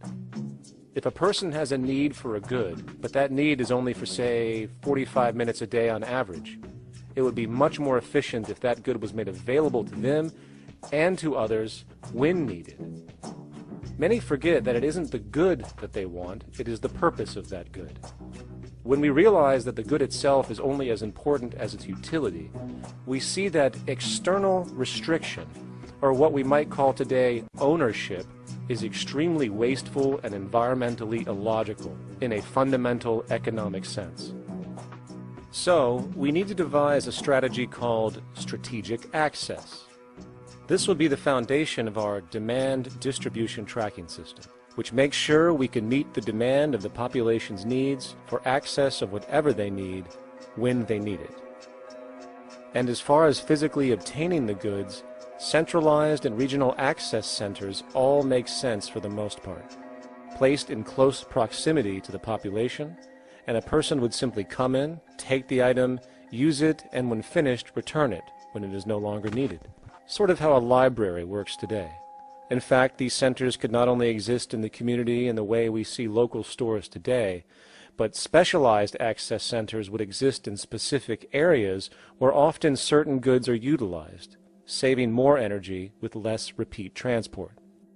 And once this demand tracking system is in order, it is tied into our production management system, and of course into our resource management system, hence creating a unified, dynamically updating, global economic management machine that simply makes sure we remain sustainable, starting with securing the integrity of our finite resources, moving to make sure we only create the best, most strategic goods possible, while distributing everything in the most intelligent and efficient way. And the unique result of this preservation-based approach, which is intuitively counter to many, is that this logical, ground-up, empirical process of preservation and efficiency, which can only define true human sustainability on this planet, would likely enable something never before seen in human history. Access abundance, not just for a percentage of the global population, but the entire civilization. This economic model, as was just generalized, this responsible systems approach to total Earth resource management and processes, designed again to do nothing less than take care of humanity as a whole in the most efficient and sustainable way, could be termed a resource-based economy. The idea was defined in the 1970s by structural engineer Jacques Fresco. He understood back then that society was on a collision course with nature and itself, unsustainable on every level. And if things didn't change, we would destroy ourselves one way or another. Are all these things you're saying, Jacques, could they be built with what we know today, or are some of these things, are you guessing based on what we know today? No.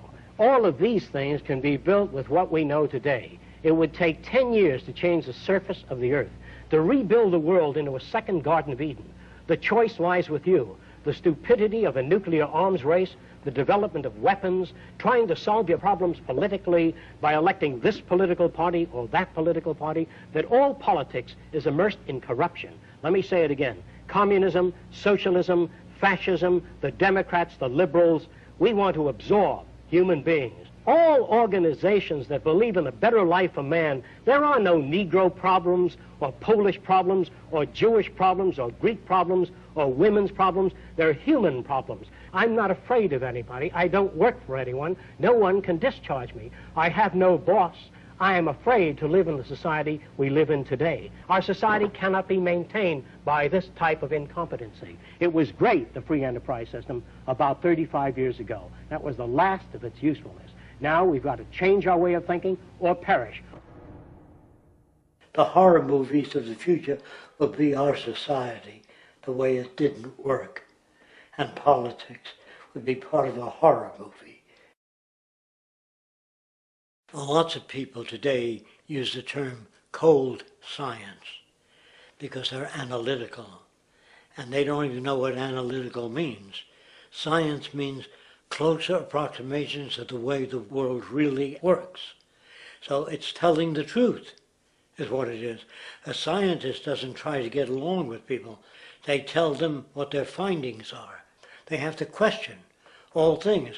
And if some scientist comes up with an experiment that shows certain materials have certain strength, other scientists have to be able to duplicate that experiment and come up with the same results.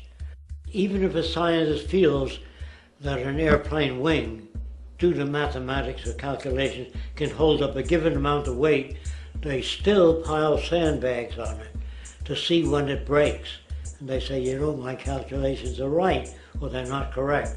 I love that system because it's free of bias and free of thinking that math can solve all the problems. You have to put your math to test also. I think that every system that can be put to test should be put to test, and that all decisions should be based upon research. A resource-based economy is simply the scientific method applied to social concern, an approach utterly absent in the world today. Society is a technical invention, and the most efficient methods of optimized human health, physical production, distribution, city infrastructure, and the like reside in the field of science and technology, not politics or monetary economics. It operates in the same systematic way as, say, an airplane, and there is no Republican or liberal way to build an airplane. Likewise, nature itself is the physical referent we use to prove our science, and it is a set system, emerging only from our increased understanding of it. In fact, it has no regard for what you subjectively think or believe to be true. Rather, it gives you an option. You can learn and fall in line with its natural laws and conduct yourself accordingly, invariably creating good health and sustainability, or you can go against the current to no avail. It doesn't matter how much you believe you can just stand up right now and walk on the wall next to you. The law of gravity will not allow it. If you do not eat, you will die. If you are not touched as an infant, you will die. As harsh as it may sound, nature is a dictatorship, and we can either listen to it and come in harmony with it, or suffer the inevitable adverse consequences. So, a resource-based economy is nothing more than a set of proven, life-supporting understandings where all decisions are based upon optimized human and environmental sustainability. It takes into account the empirical life ground, which every human being shares as a need, regardless, again, of their political or religious philosophy. There is no cultural relativism to this approach. It isn't a matter of opinion. Human needs are human needs, and having access to the necessities of life, such as clean air, nutritious food, and clean water, along with a positively reinforcing, stable, nurturing, and non-violent environment, is demanded for our mental and physical health, our evolutionary fitness, and hence the species' survival itself. A resource-based economy would be based upon available resources. You can't just bring a lot of people to an island or build a city of 50,000 people without having access to the necessities of life. So when I use the term a comprehensive systems approach, I'm talking about doing an inventory of the area first and determining what that area can supply, not just architectural approach, not just design approach, but design must be based on all of the requirements to enhance human life. And that's what I mean by an integrated way of thinking. Food, clothing, shelter, warmth, love, all those things are necessary. If you deprive people of any of them, you have a lesser human being, less capable of functioning. As previously outlined, a resource-based economy's ground-up, global, systems approach to extraction, production, and distribution is based upon a set of true economic mechanisms, or strategies, which guarantee efficiency and sustainability in every area of the economy. So, continuing this train of thought regarding logical design, what is next in our equation? Where does all this materialize? Cities. The advent of the city is a defining feature of modern civilization.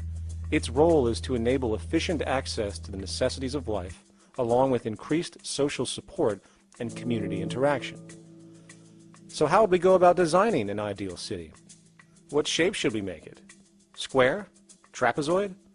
Well, given we're going to be moving around the thing, we might as well make it as equidistant as possible for ease, hence the circle. What should the city contain? Well, naturally we need a residential area, a goods production area, a power generation area, an agricultural area. But we also need nurturing as human beings, hence culture, nature, recreation, and education. So let's include a nice open park, an entertainment events area for cultural purposes and socializing, and educational and research facilities. And since we're working with a circle, it seems rational to place these functions in belts based on the amount of land required for each goal, along with ease of access. Very good. Now, let's get down to specifics. First, we need to consider the core infrastructure, or intestines, of the city organism. These would be the water, good, waste, and energy transport channels. Just as we have water and sewage systems under our cities today, we would extend this channeling concept to integrate waste recycling and delivery itself. No more mailmen or garbage men. It is built right in. We could even use automated pneumatic tubes and similar technologies. Same goes for transport. It needs to be integrated and strategically designed to reduce or even remove the need for wasteful, independent automobiles. Electric trams, conveyors, transveyors, and maglevs, which can take you virtually anywhere in the city, even up and down, along with connecting you to other cities as well. And of course, in the event an automobile is required, it is automated by satellite for safety and integrity. In fact, this automation technology is in working order right now. Automobile accidents kill about 1.2 million people every single year, injuring about 50 million. This is absurd and doesn't have to occur. Between efficient city design and automated driverless cars, this death toll can be virtually eliminated. Agriculture. Today, through our haphazard, cost-cutting industrial methods, using pesticides, excessive fertilizers, and other means, we have successfully destroyed much of the arable land on this planet, not to mention also extensively poisoning our bodies. In fact, industrial and agricultural chemical toxins now show up in virtually every human being tested, including infants. Fortunately, there is a glaring alternative: the soilless mediums of hydroponics and aeroponics, which also reduce nutrient and water requirements by up to 75% of our current usage. Food can now be organically grown on an industrial scale in enclosed vertical farms, such as in 50-story 1-acre plots, virtually eliminating the need for pesticides and hydrocarbons in general. This is the future of industrial food cultivation, efficient, clean, and abundant. So, such advanced systems would be, in part, what comprise our agricultural belt, producing all the food required for the entire city's population, with no need to import anything from the outside, saving time, waste, and energy. And speaking of energy, The energy belt would work in a systems approach to extract electricity from our abundant renewable mediums, specifically wind, solar, geothermal, and heat differentials, and if near water potentials, tidal and wave power. To avoid intermittency and make sure a positive net energy return occurs, these mediums would operate in an integrated system, powering each other when needed, while storing excessive energy to large supercapacitors under the ground, so nothing can go to waste. And not only does the city power itself, particular structures will also power independently and generate electricity through photovoltaic paints, structural pressure transducers, the thermocouple effect, and other current but underutilized technologies. But of course, this begs the question, how does this technology and goods in general get created in the first place? This brings us to production. The industrial belt, apart from having hospitals and the like, would be the hub of factory production. Completely localized overall, it would of course obtain raw materials by way of the global resource management system just discussed, with demand being generated by the population of the city itself. As far as the mechanics of production, we need to discuss a new, powerful phenomenon which was sparked very recently in human history and is on pace to changing everything. It's called mechanization, or the automation of labor. Well, if you look around you, you'll notice that almost everything that we use today is built automatically.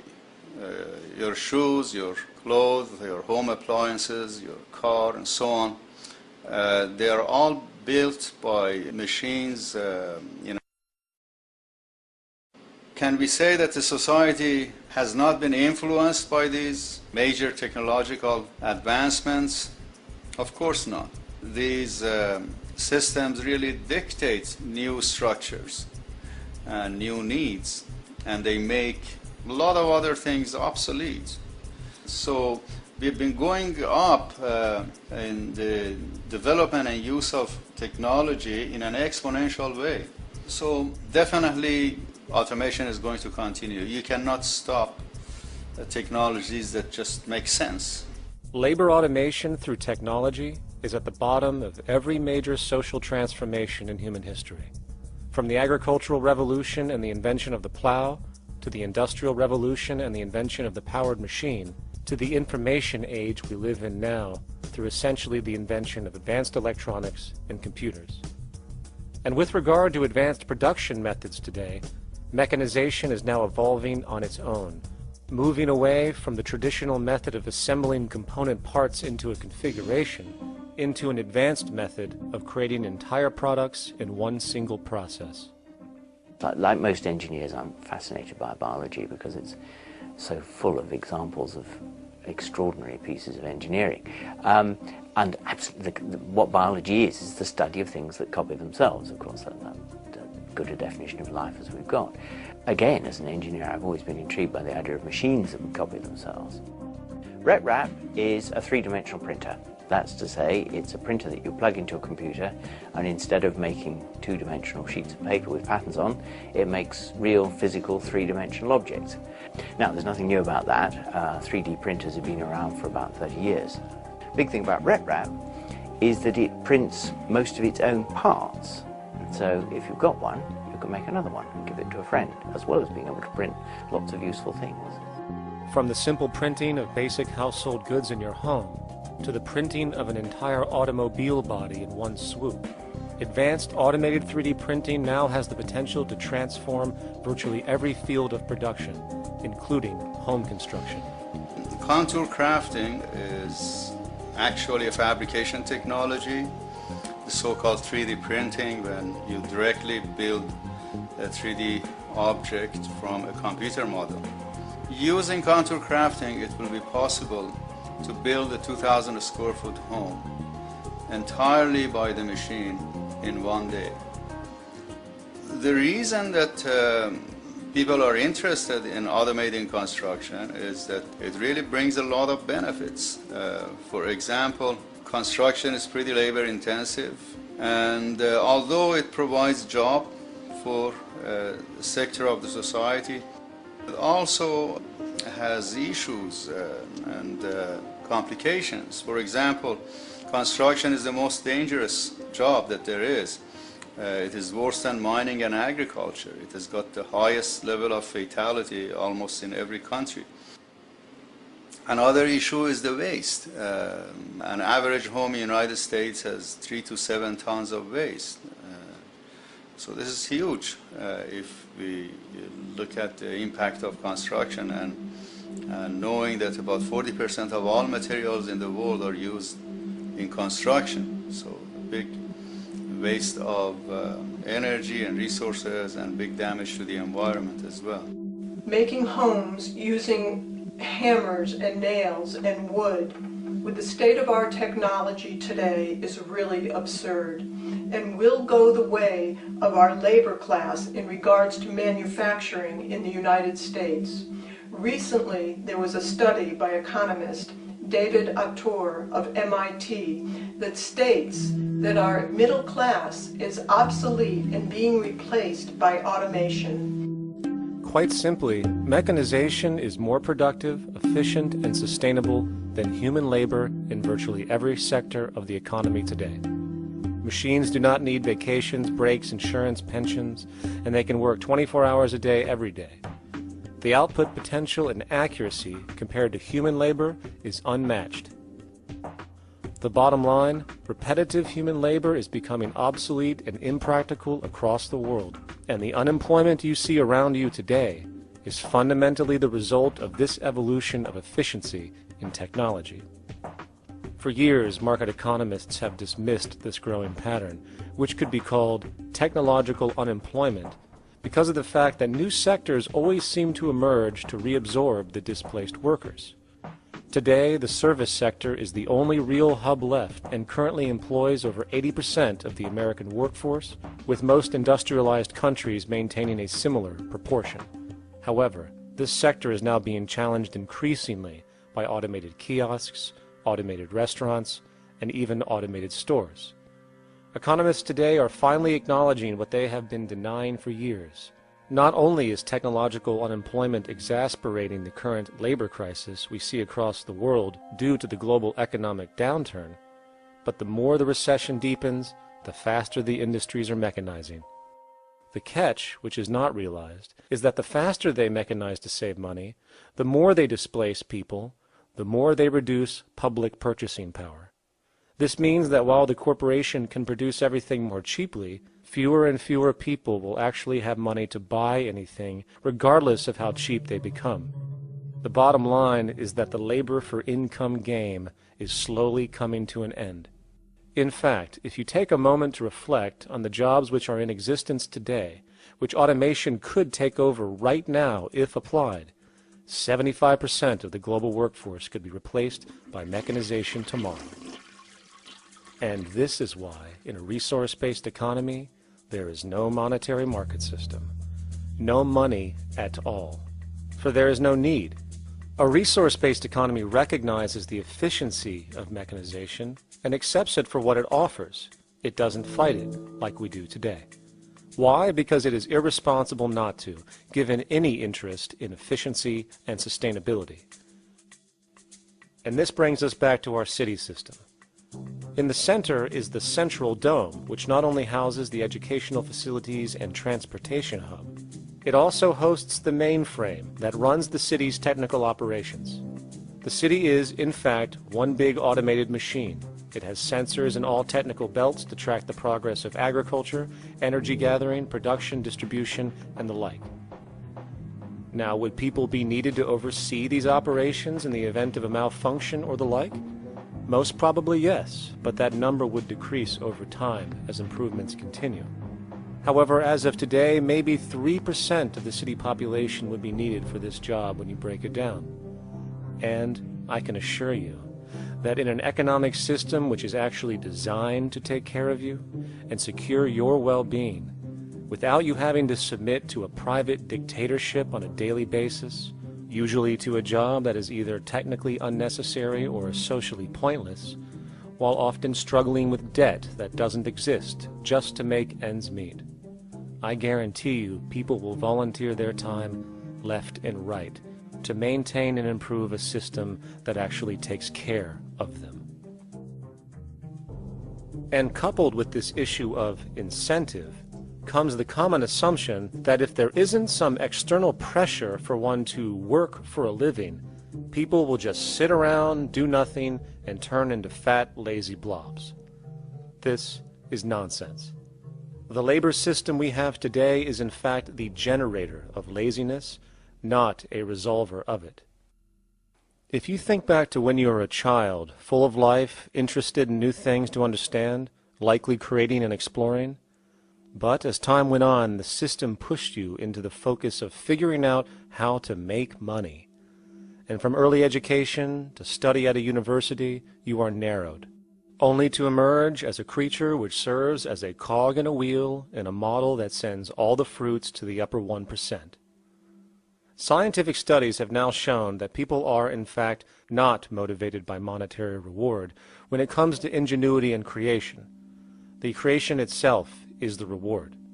Money, in fact, appears only to serve as an incentive for repetitive, mundane actions, a role we have just now shown can be replaced by machine. So when it comes to innovation, the actual use of the human mind, the monetary incentive has proven to be a hindrance, interfering and detracting from creative thought. And this might explain why Nikola Tesla, the Wright brothers, and other inventors who contributed massively to our current world never showed a monetary incentive to do so. Money is, in fact, a false incentive and causes 100 times more distortion than it does contribution. Good morning, class. Please settle down. The first thing I would like to do is go around the room and ask what everyone would like to be when they grow up. Who'd like to go first?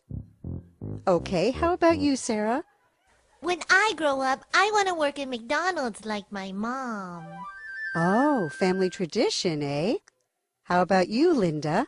When I grow up, I'm going to be a prostitute on the streets of New York City.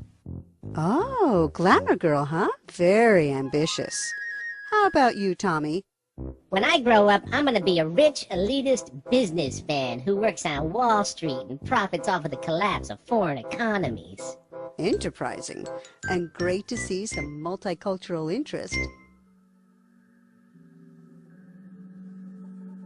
As stated before, a resource-based economy applies the scientific method to social concern, and this isn't limited to simply technical efficiency. It also has the consideration of human and social well-being directly and what comprises it. What good is a social system if, in the end, it doesn't produce happiness and peaceful coexistence? So it is important to point out that with the removal of the money system and the necessities of life provided, we would see a global reduction in crime by about 95% almost immediately, for there is nothing to steal, embezzle, scam, or the like. 95% of all people in prisons today are there due to some monetary-related crime or drug abuse, and drug abuse is a disorder, not a crime. So what about the other 5%, the truly violent, often seeming to some as being violent for the sake of being violent? Are they just evil people?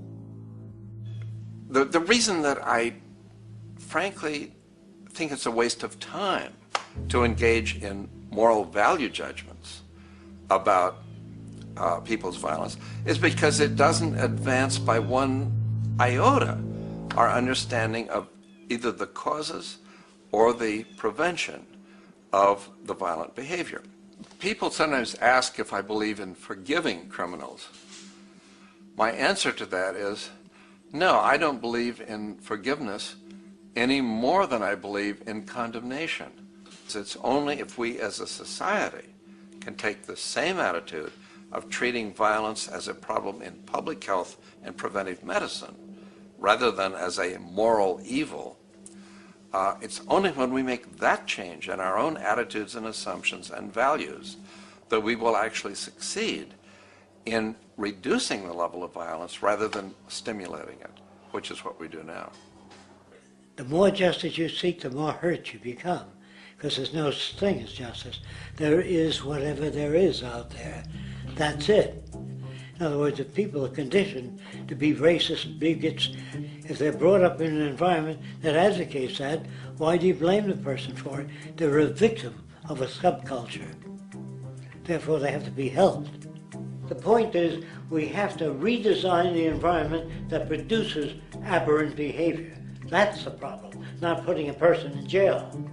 That's why judges, lawyers, freedom of choice, such concepts are dangerous, because it gives you misinformation that the person is bad or that person is a serial killer. Serial killers are made, just like soldiers become serial killers with a machine gun. They become killing machines, but nobody looks at them as murderers or assassins, because that's natural. So we blame people. We say, well, this guy was a Nazi, he tortured Jews. No, he was brought up to torture Jews. Once you accept the fact that people have individual choices and they're free to make those choices, free to make choices means without being influenced. And I can't understand that at all. All of us are influenced in all our choices by the culture we live in, by our parents, and by the values that dominate. So we're influenced. So there can't be free choices. What's the greatest country in the world? The true answer, I haven't been all over the world, and I don't know enough about different cultures to answer that question. I don't know anybody that speaks that way. They say, it's good old USA, the greatest country in the world. There's no survey. Have you been to India? No. Have you been to England? No. Have you been to France? No. What do you make your assumptions on? They can't answer. They get mad at you. They say, well, goddamn it, who the hell are you to tell me what to think? You know, don't forget, you're dealing with aberrated people. They're not responsible for their answers. They're victims of culture. That means they've been influenced by their culture.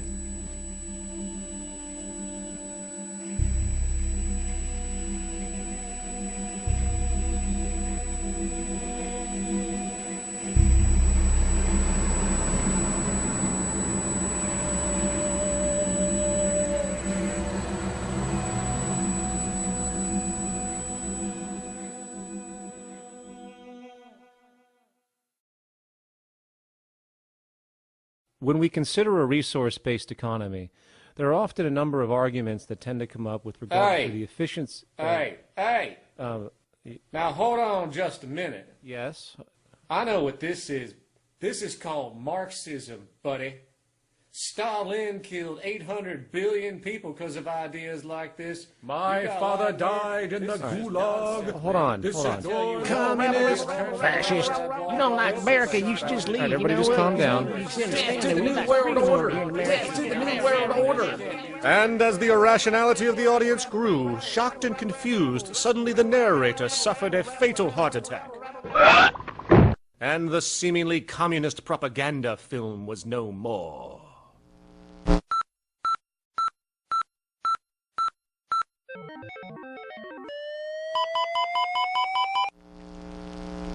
You know, I've said that sort of thing to people in think tank type of situations, and you know, these Club of Rome types and so forth. Marxist? What Marxist? Where did that come from?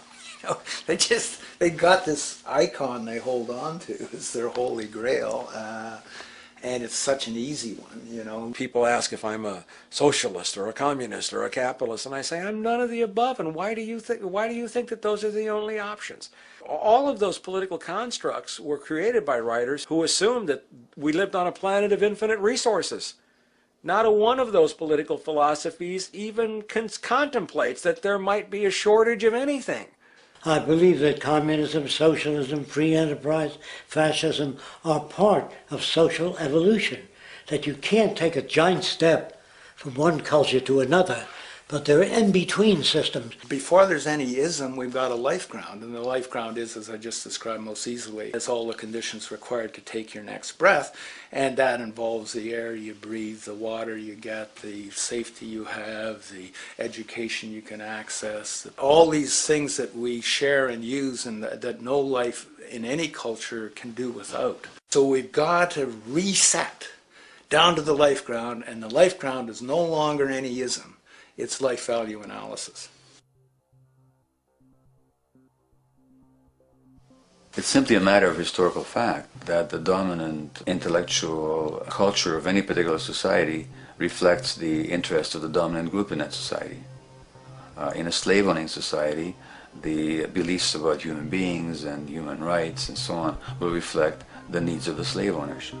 In a society which again is based on the power of certain people to control and profit from the lives and work of millions of others, the dominant intellectual culture will reflect the needs of the dominant group. And so that if you look across the board, the ideas that pervade psychology and sociology and history and political economy and political science fundamentally reflect certain elite interests. And the academics who question that too much tend to get shunted to the side or to be seen as sort of radicals. The dominant values of a culture tend to support and perpetuate what is rewarded by that culture. And in a society where success and status is measured by material wealth, not social contribution, it is easy to see why the state of the world is what it is today. We are dealing with a values system disorder, completely denatured, where the priority of personal and social health have become secondary to the detrimental notions of artificial wealth and limitless growth. And like a virus, this disorder now permeates every facet of government, news media, entertainment, and even academia. And built into its structure are mechanisms of protection from anything that might interfere. Disciples of the monetary market religion, the self-appointed guardians of the status quo, constantly seek out ways to avoid any form of thought which might interfere with their beliefs, the most common of which are projected dualities. If you are not a Republican, you must be a Democrat. If you are not a Christian, you might be a Satanist. And if you feel society can be greatly improved to consider perhaps, I don't know, taking care of everyone, you're just a utopianist. And the most insidious of them all, if you are not for the free market, you must be against freedom itself. I'm a believer in freedom. Every time you hear the word freedom being said anywhere or government interference said anywhere, it means, decoded, blocking maximization of turning money into more money for private money possessors. That's it. Every other thing they'll say, oh, we need more commodities for people, oh, this is freedom against tyranny and so forth. Every time you see it, you can decode it down to that. And I think you'll find a one-to-one correlation with every time they use it. And this is a sense in which we might call it's a syntax, a governing syntax of understanding and of value, so that it governs beneath their own recognition of it. So they may not say, oh, I didn't mean that at all, but in fact, that's what they do. Just like you may speak a grammar, and you have rules of grammar you follow without recognizing what the rules are. And so what we have is what I call the ruling value syntax that underlies this. So every time they use these words, an interference, lack of freedom, or progress, or development, you can decode them all to come back to mean that. Of course, when you hear the word freedom, it tends to be in the same sentence with something called democracy. It's fascinating how people today seem to believe that they actually have a relevant influence on what their government does, forgetting that the very nature of our system offers everything for sale. The only vote that counts is the monetary vote, and it doesn't matter how much any activist yells about ethics or accountability. In a market system, every politician, every legislation, and hence every government is for sale.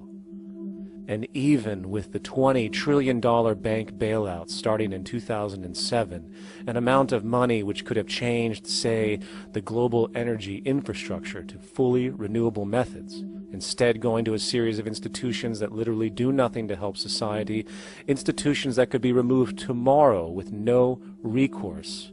The blind conditioning that politics and politicians exist for the public well-being still continues.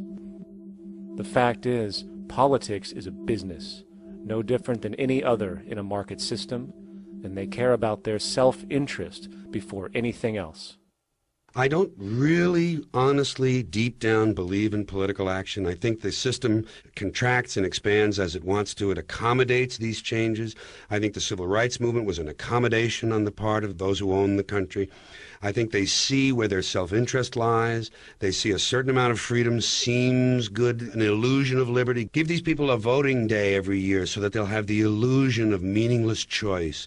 Meaningless choice, that we go like slaves and say, "Oh, I voted." The limits of debate in this country are established before the debate even begins, and everyone else is marginalized. They're made to seem either to be communists or some sort of disloyal person, a kook, there's a word, and now it's conspiracy. See, they've made that something that should not be even entertained for a minute, that powerful people might get together and have a plan.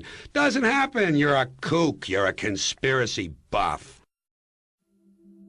And of all the mechanisms of defense of this system, there are two that repeatedly come up.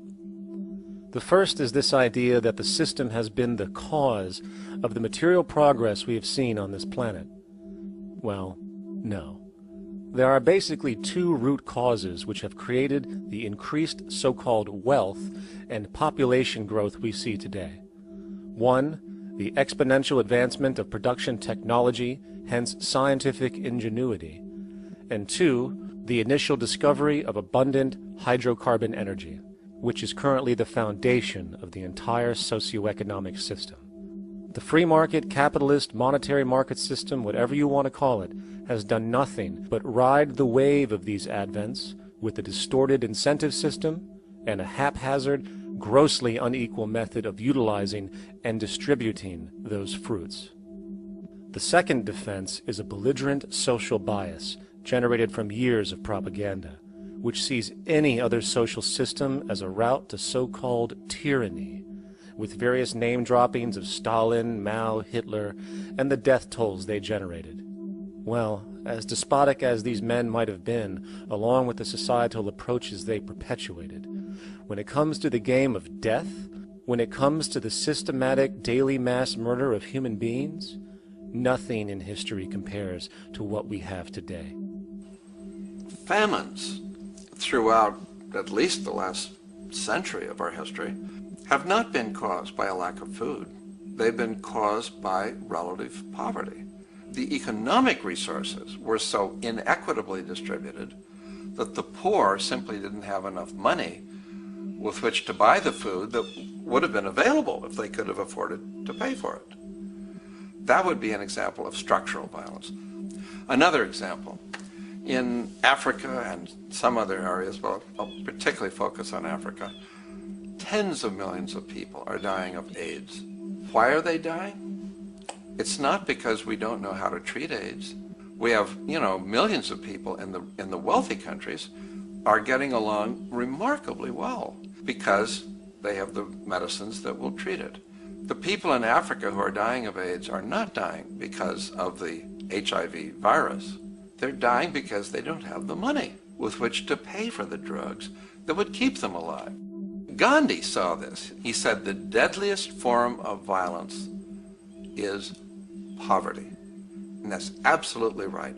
Poverty kills far more people than all the wars in history, more people than all the murderers in history, more than all the suicides in history.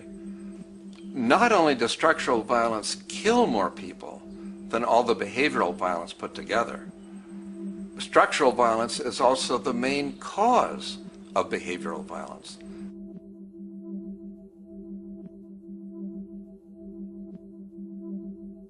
Oil is the foundation of, and it is present throughout the edifice of human civilization. There are 10 calories of hydrocarbon energy, oil and natural gas, in every calorie of food you and I eat in the industrialized world.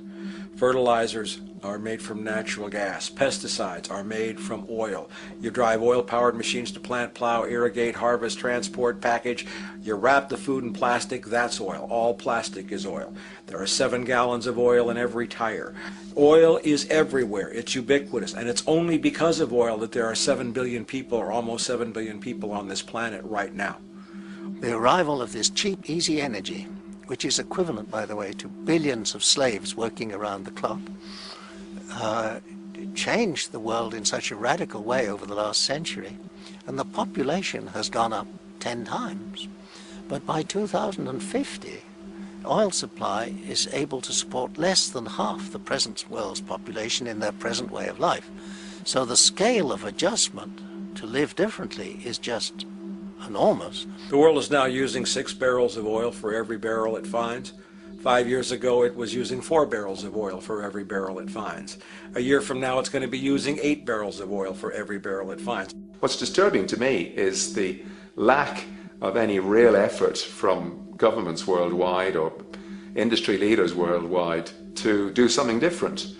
I mean, we have these sort of attempts to build more wind power and to maybe do something with tide. We've got attempts to make our cars a little bit more efficient. But there's nothing which really looks like a revolution coming along. These are all pretty minor. And that, I think, is pretty frightening. And the governments who are driven by these economists who don't really appreciate what we're talking about are trying to stimulate consumerism to restore past prosperity in the hope that they can restore the past. They're printing yet more money lacking any collateral at all. So if the economy improves and recovers and growth, famous growth comes back, it'll only be short-lived because within a short period of time, counted in months rather than years, it'll hit the supply barrier again.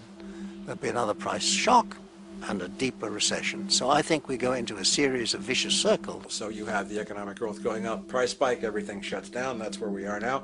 Then it starts to come up again. But what we have now is this area where there's no more ability to produce cheap energy. We're at the peak. We're on the downslope of oil production. No way you're going to get any more out of the ground any faster, which means that things shut down. The price of oil drops, which it did in early 2009, but then as you have an ersatz so-called recovery, the price of oil starts to come back. It's recently been hovering around $80 a barrel, and what we see is at $80 a barrel now, with the economic and financial collapse, people are having a hard time affording that. World oil production right now is about 86 million barrels a day. Over 10 years, you're looking at roughly 40 million barrels a day having to be replaced. There's nothing around which can come even within 1% of meeting that sort of demand. If we don't do something pretty quickly, there's going to be a huge energy deficiency. I think the big mistake is in not recognizing a decade or so ago that a concerted effort needed to be made to develop these sustainable forms of energy. I think that's something our grandchildren will look back on with total disbelief. You people knew that you were dealing with a finite commodity.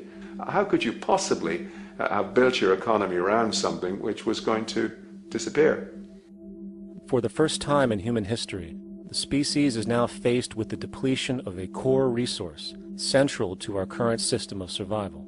And the punchline of the whole thing is that even with oil becoming more and more scarce, the economic system will still blindly push its cancerous growth model, so people can go out and buy more oil-powered cars to generate GDP and jobs, exacerbating the decline.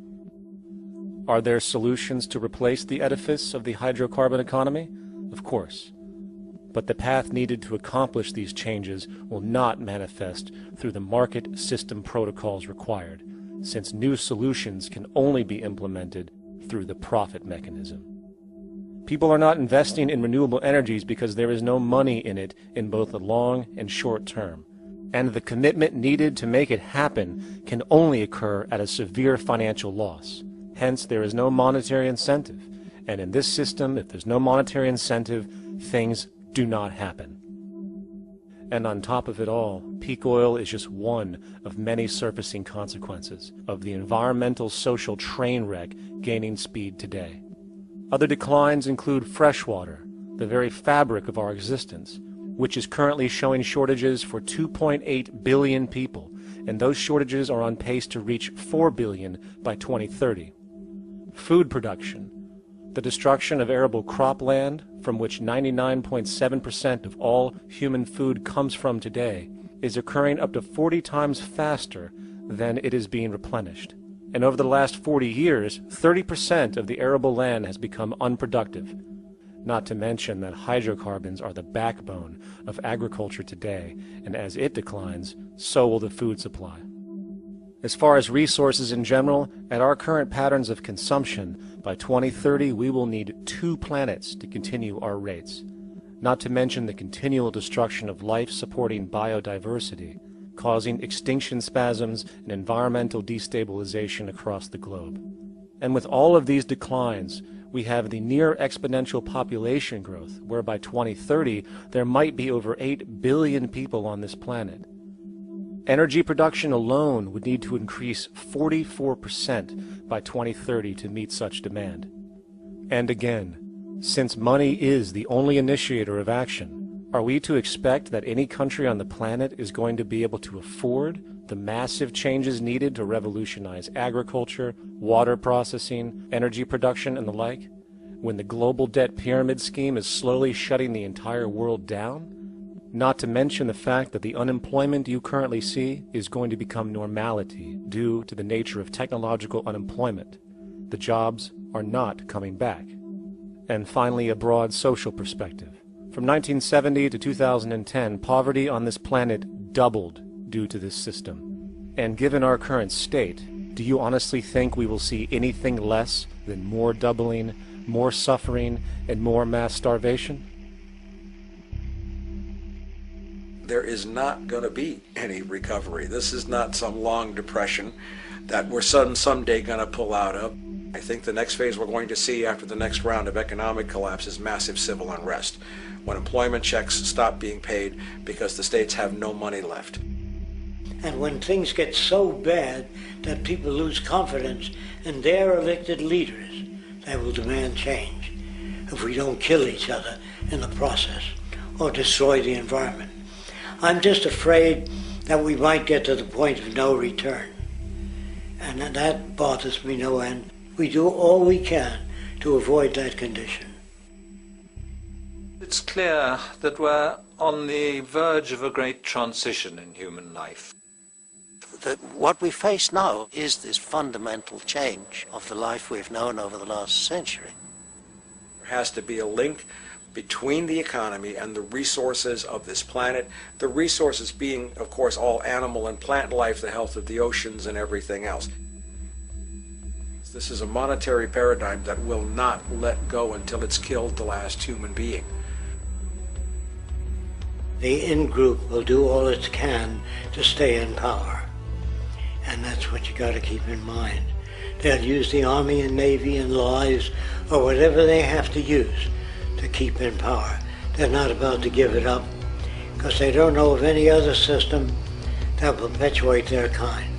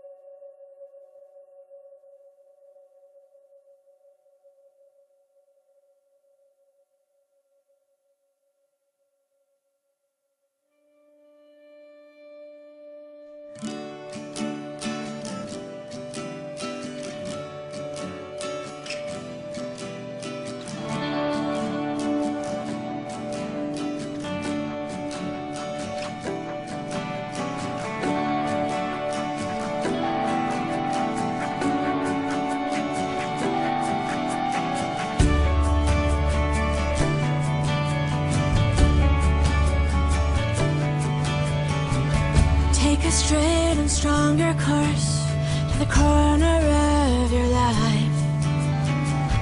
Just remember that the goal is for us all to capture all we want.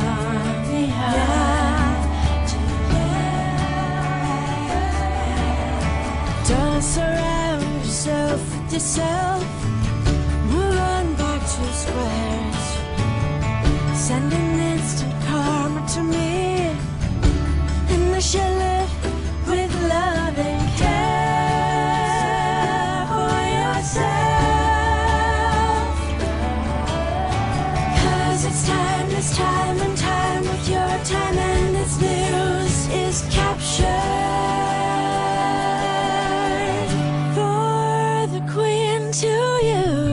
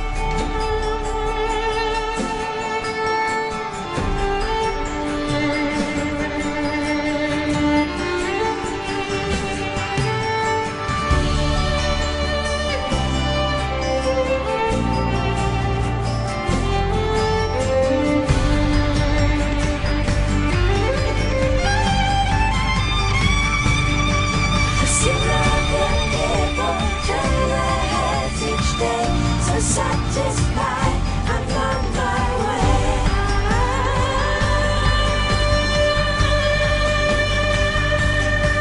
To see the people turn their heads each day, so satisfied.